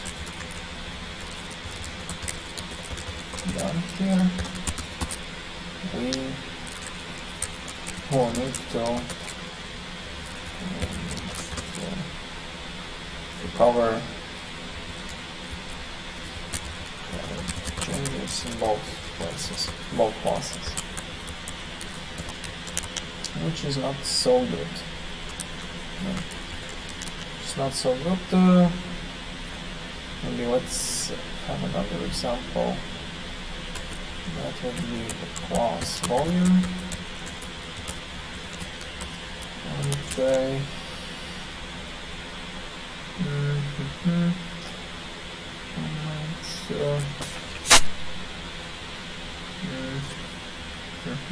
and a moment, let me think.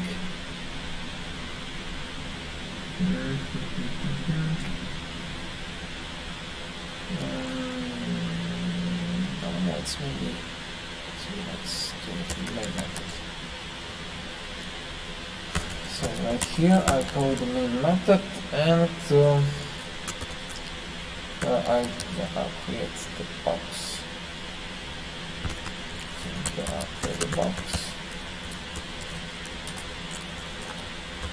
So that would be. Here I don't use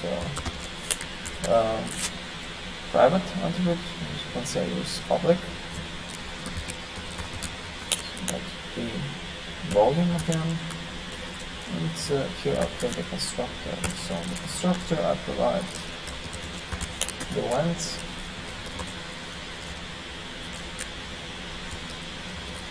I have this. And I have the height.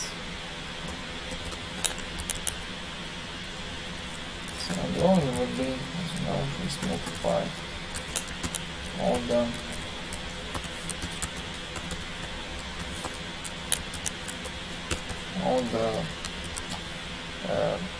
values from here.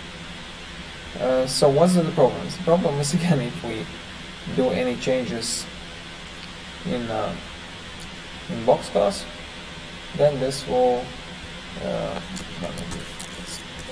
do it here as well. So here I create the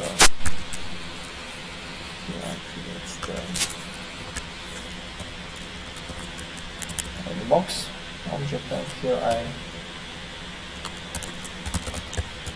here I print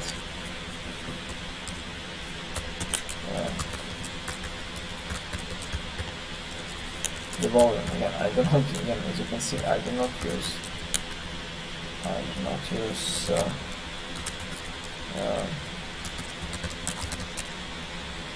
parameters not used here, parameter,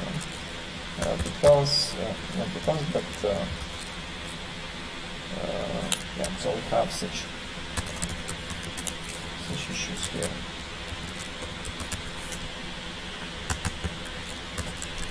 So again, the problem here is that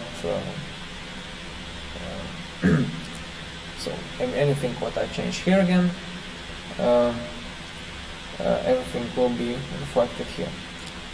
So that's not so good. And how can we achieve to get rid of this issue? So maybe I will create another class which will represent rules uplink.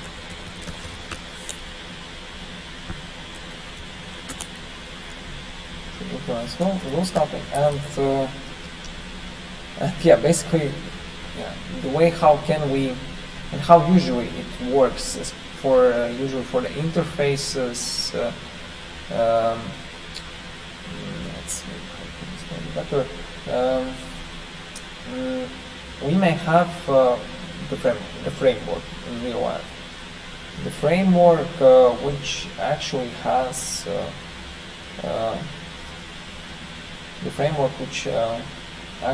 some, let's say, some functionality of the extensibility.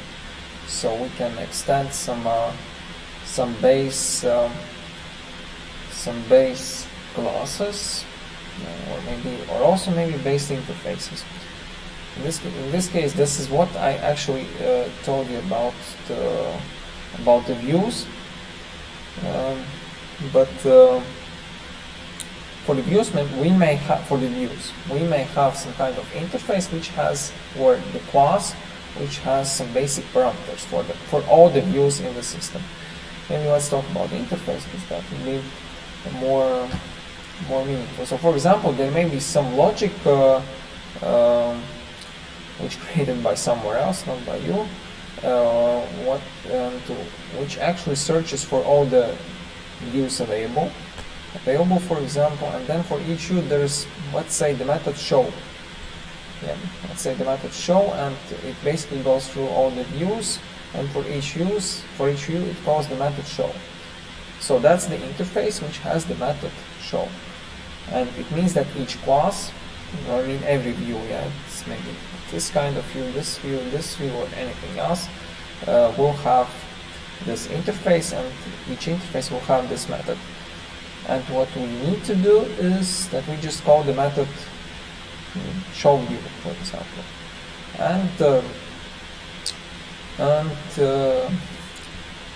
yeah, this will be the interface which is called from every class. Which is implemented in each class, each view, and this we just code from the method.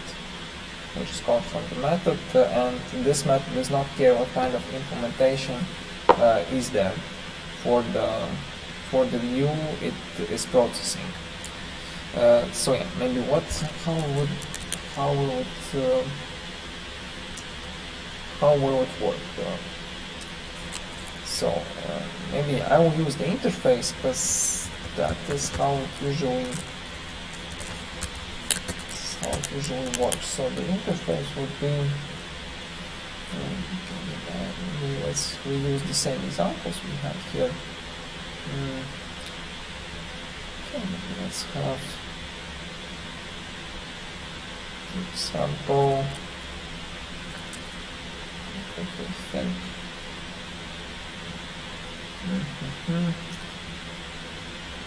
Okay, I think we can do the same about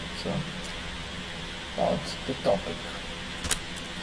So we can create the interface topic, and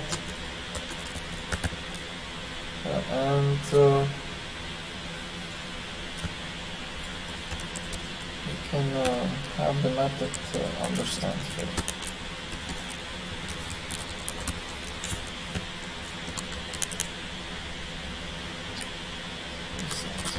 Interface, and yeah, and what the idea is? The idea is that we may have the actual class of topic,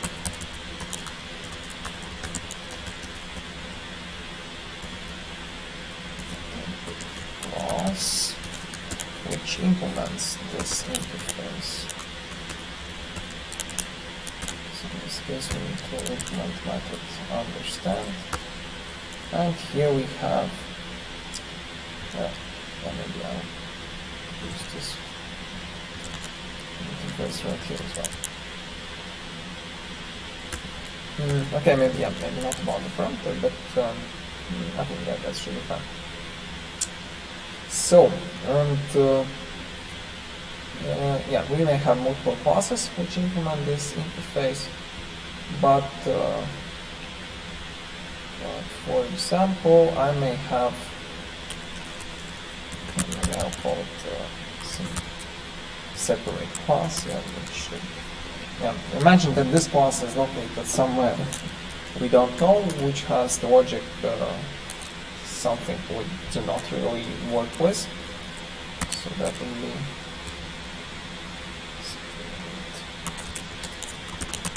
class. Yeah, this class, imagine we do not know what does this class do. It just has static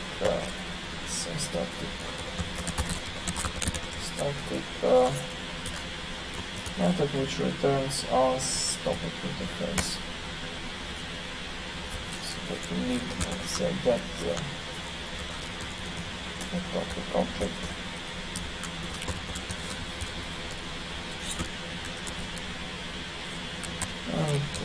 Here I'll just directly return, but in real life that's the logic may be somewhere hidden somewhere. It can be more complicated with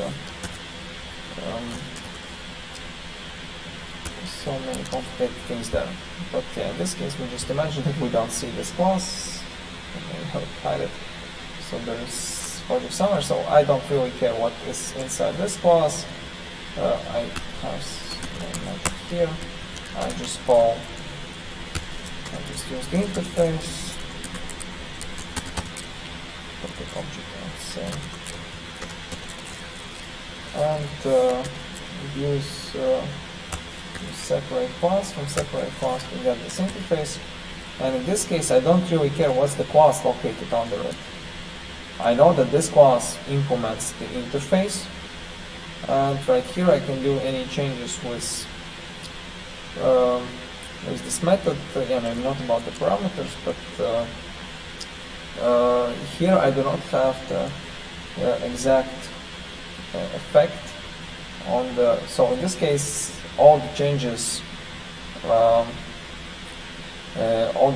I need to do with the method. So basically here I cannot do any changes with the interface, right? Because in this case I will need to not with the interface, but with the method defined here. Because in this case, if I do any changes, I need to basically do these changes inside the interface, which is right here. So I have this interface defined. So in this case, the changes are restricted. So I cannot do any changes with this method from this class, because it is defined in the interface. So in this case, I can't do any, let's say, structural changes, but any changes related to the definition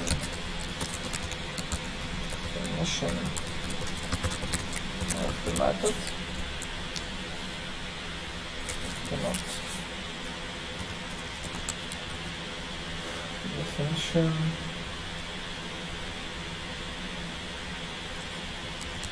definition of the method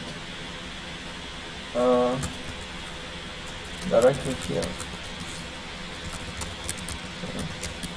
because there's the interface,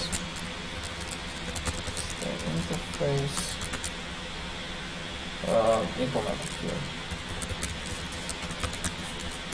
right? So in this case, everything is controlled using the interface. So in this class, we don't really care about the implementation located here, because we have the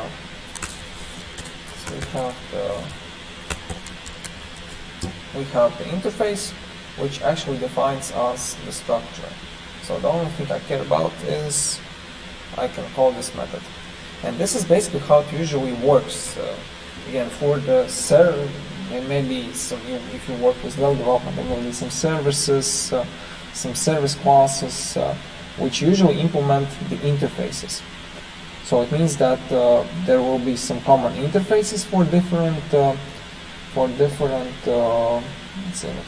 let's say services. Yeah, and if you work with some services, then each service will have, you can create your own class for the service, for example, and then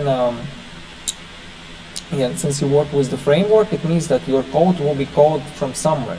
So basically, what's the idea?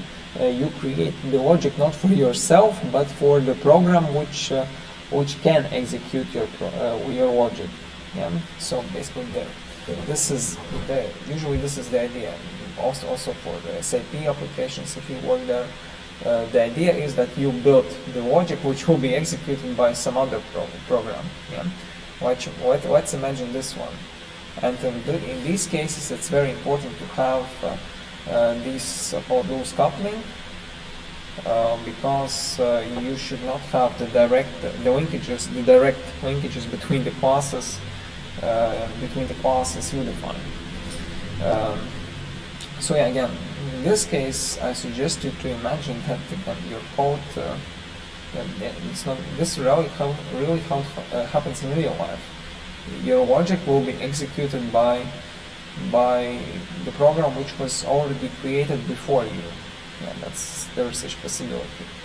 And in this case, the linkages between what is called by the, let's say, generic program and what you write is the interface, or it can be also the any abstract class or maybe some super class, but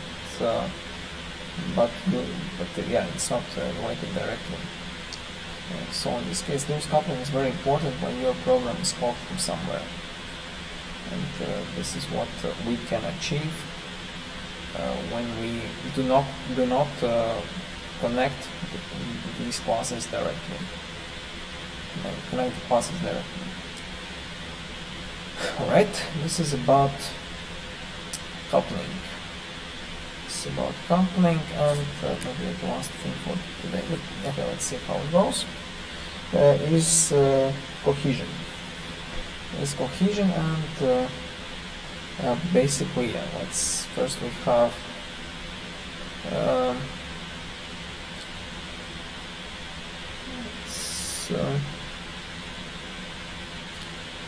let's maybe let me think.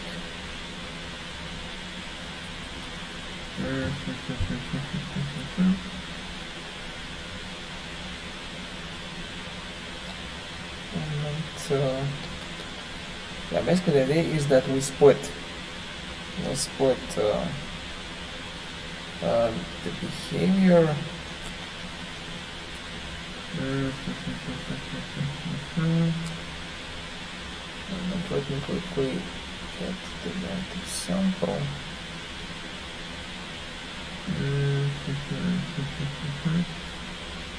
Okay, that will be fine.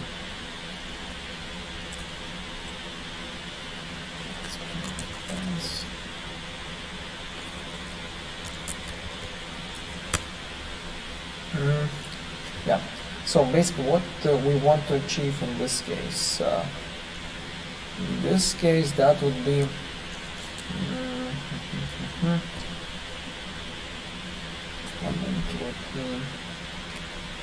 let me just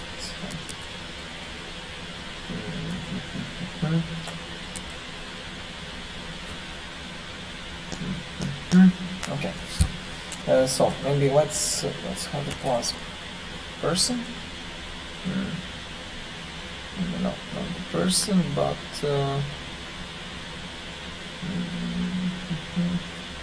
maybe let's have the class name. So we have the class name. We'll have several classes. So first we have the person class. It's just yeah, we have the person class.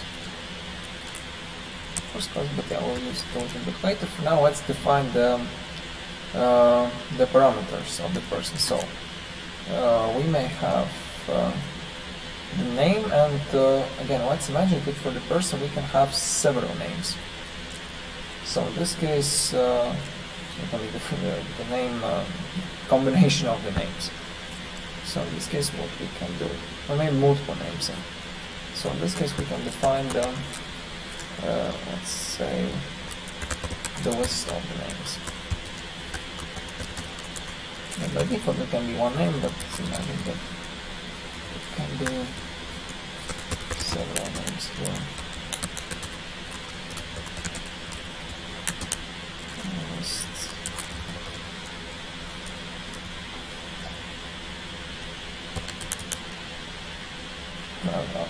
Product list, that would be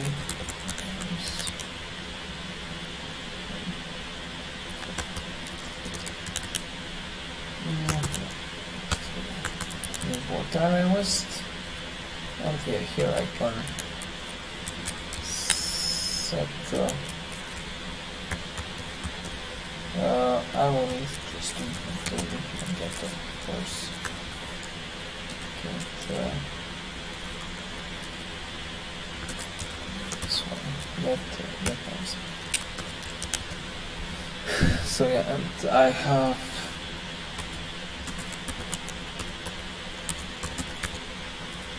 age, and here just simply something implement age, age.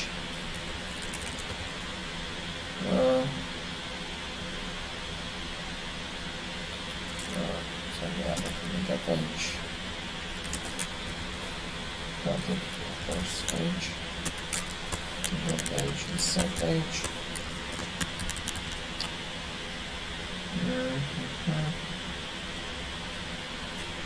You know, let's have date of birth, just to make it more interesting. Let's have date of birth.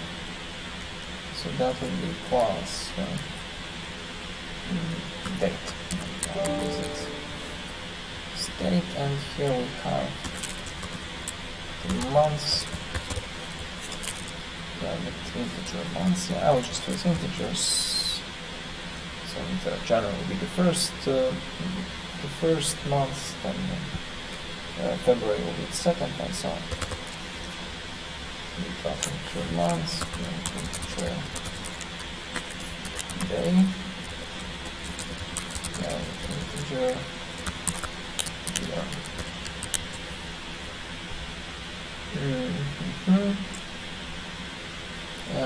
Okay, and yeah, so here I can generate.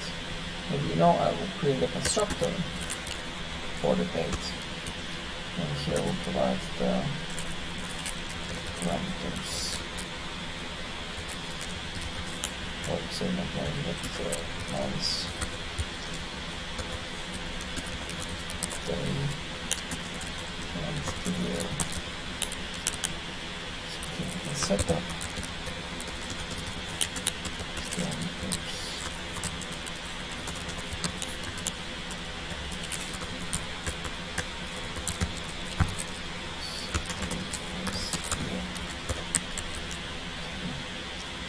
So here we have the constructor, and then I can just use the to show them. Right, so we have the data as the separate class. What else can we have? We can have phone number. So, phone number. No, maybe let's keep the names. It's not so important for us. Let's maybe have the phone number. So, and here we will have the type of the phone, that can be mobile phone or just work number, and the number type. I'll just use that type, and then we have number.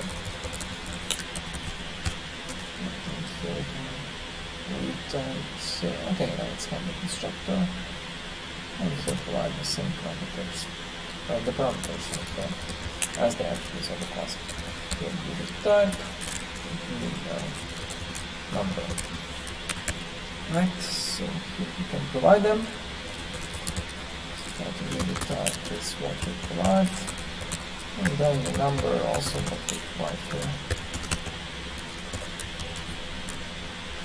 And then we can get all these things, but we don't need the erased. Oh, okay, we don't need them, but okay, that's not so important. No, I think we could use the names, but okay, that's not so important. Plus, I think that should be enough for date and phone number. What else can we add for the person?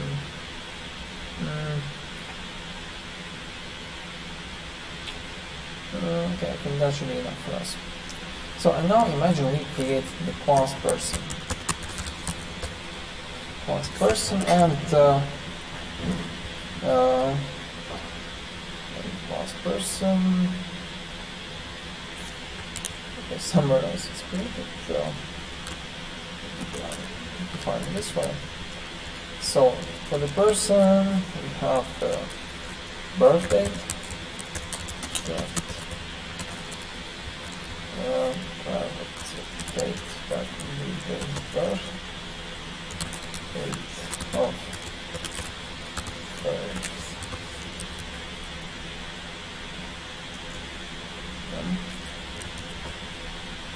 So what else we'll have?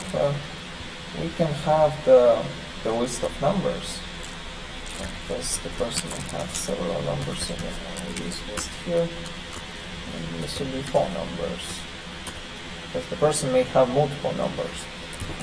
that would be phone numbers. I can now create the array list here. And what else do we have? In theory, we can create the names as well.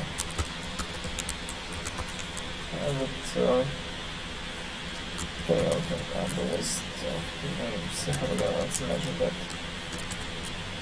person may have several names, and just names.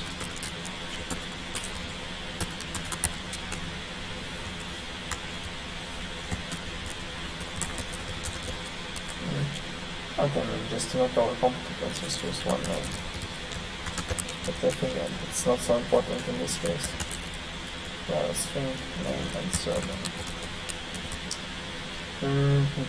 What else I want to add is the say job status.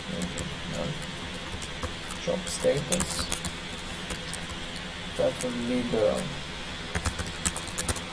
let's say the field, profession, and years of experience.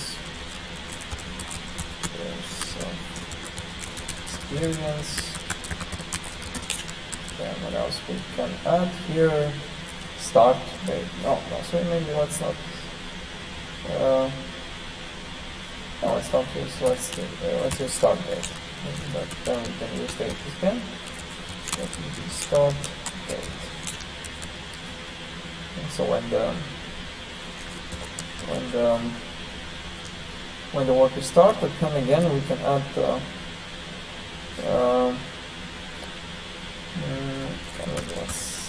I think we can just simply add job name. So that is what we say first, and then the name job. And then here we can add here we can add sectors, for example, and getters as well.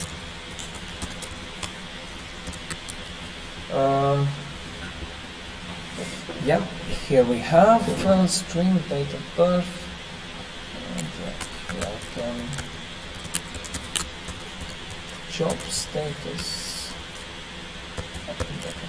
job, and I think that should be more or less enough.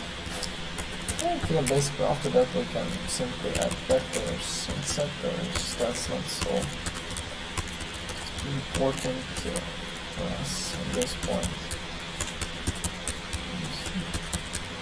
I can add sectors.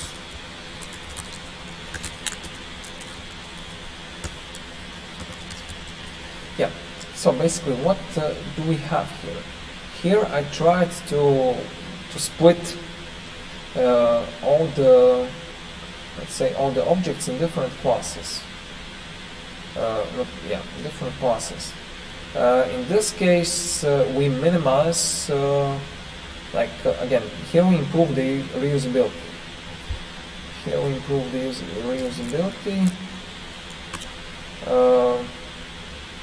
And the controlling. Because here we can see that we combine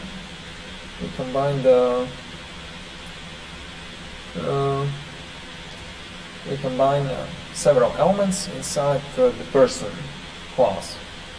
So it means that all these things we do not need to do some calculations inside, like that would be for date of birth, for example. We can simply split all the development in different parts. So right here we can just simply use all these things as the object, and like for the phone numbers, that may be some the types of the phone number, again, that's maybe some different things which can be specified. So to not specify everything inside this person class, we actually split it in different in other different classes, and we link them here.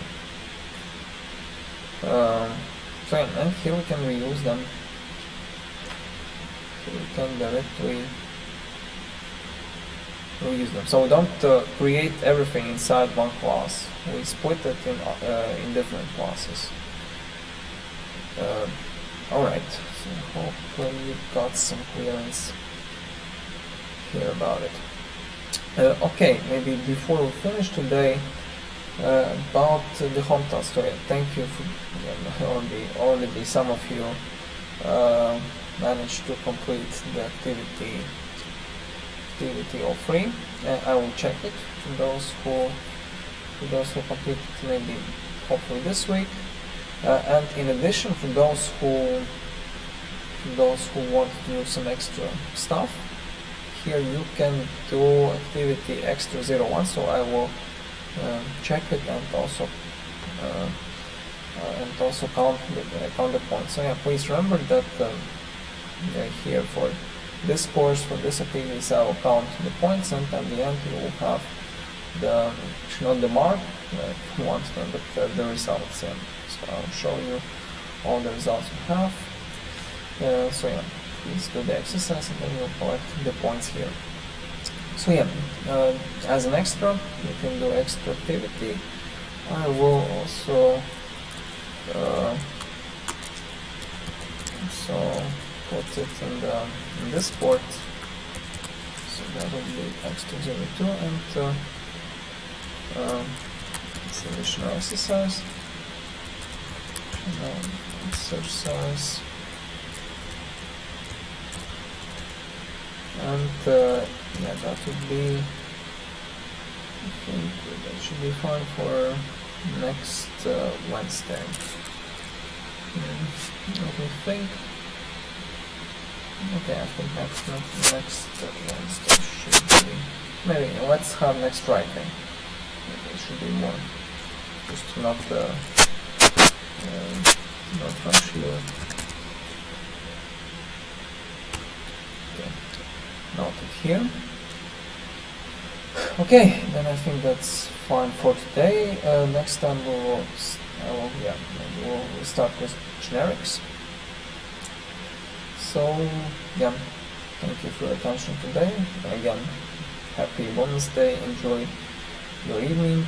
Celebrate it, and meet you on Wednesday. In case you have any questions, you're always welcome to contact me. Okay. Okay. Thank you, and see you on Wednesday. Bye.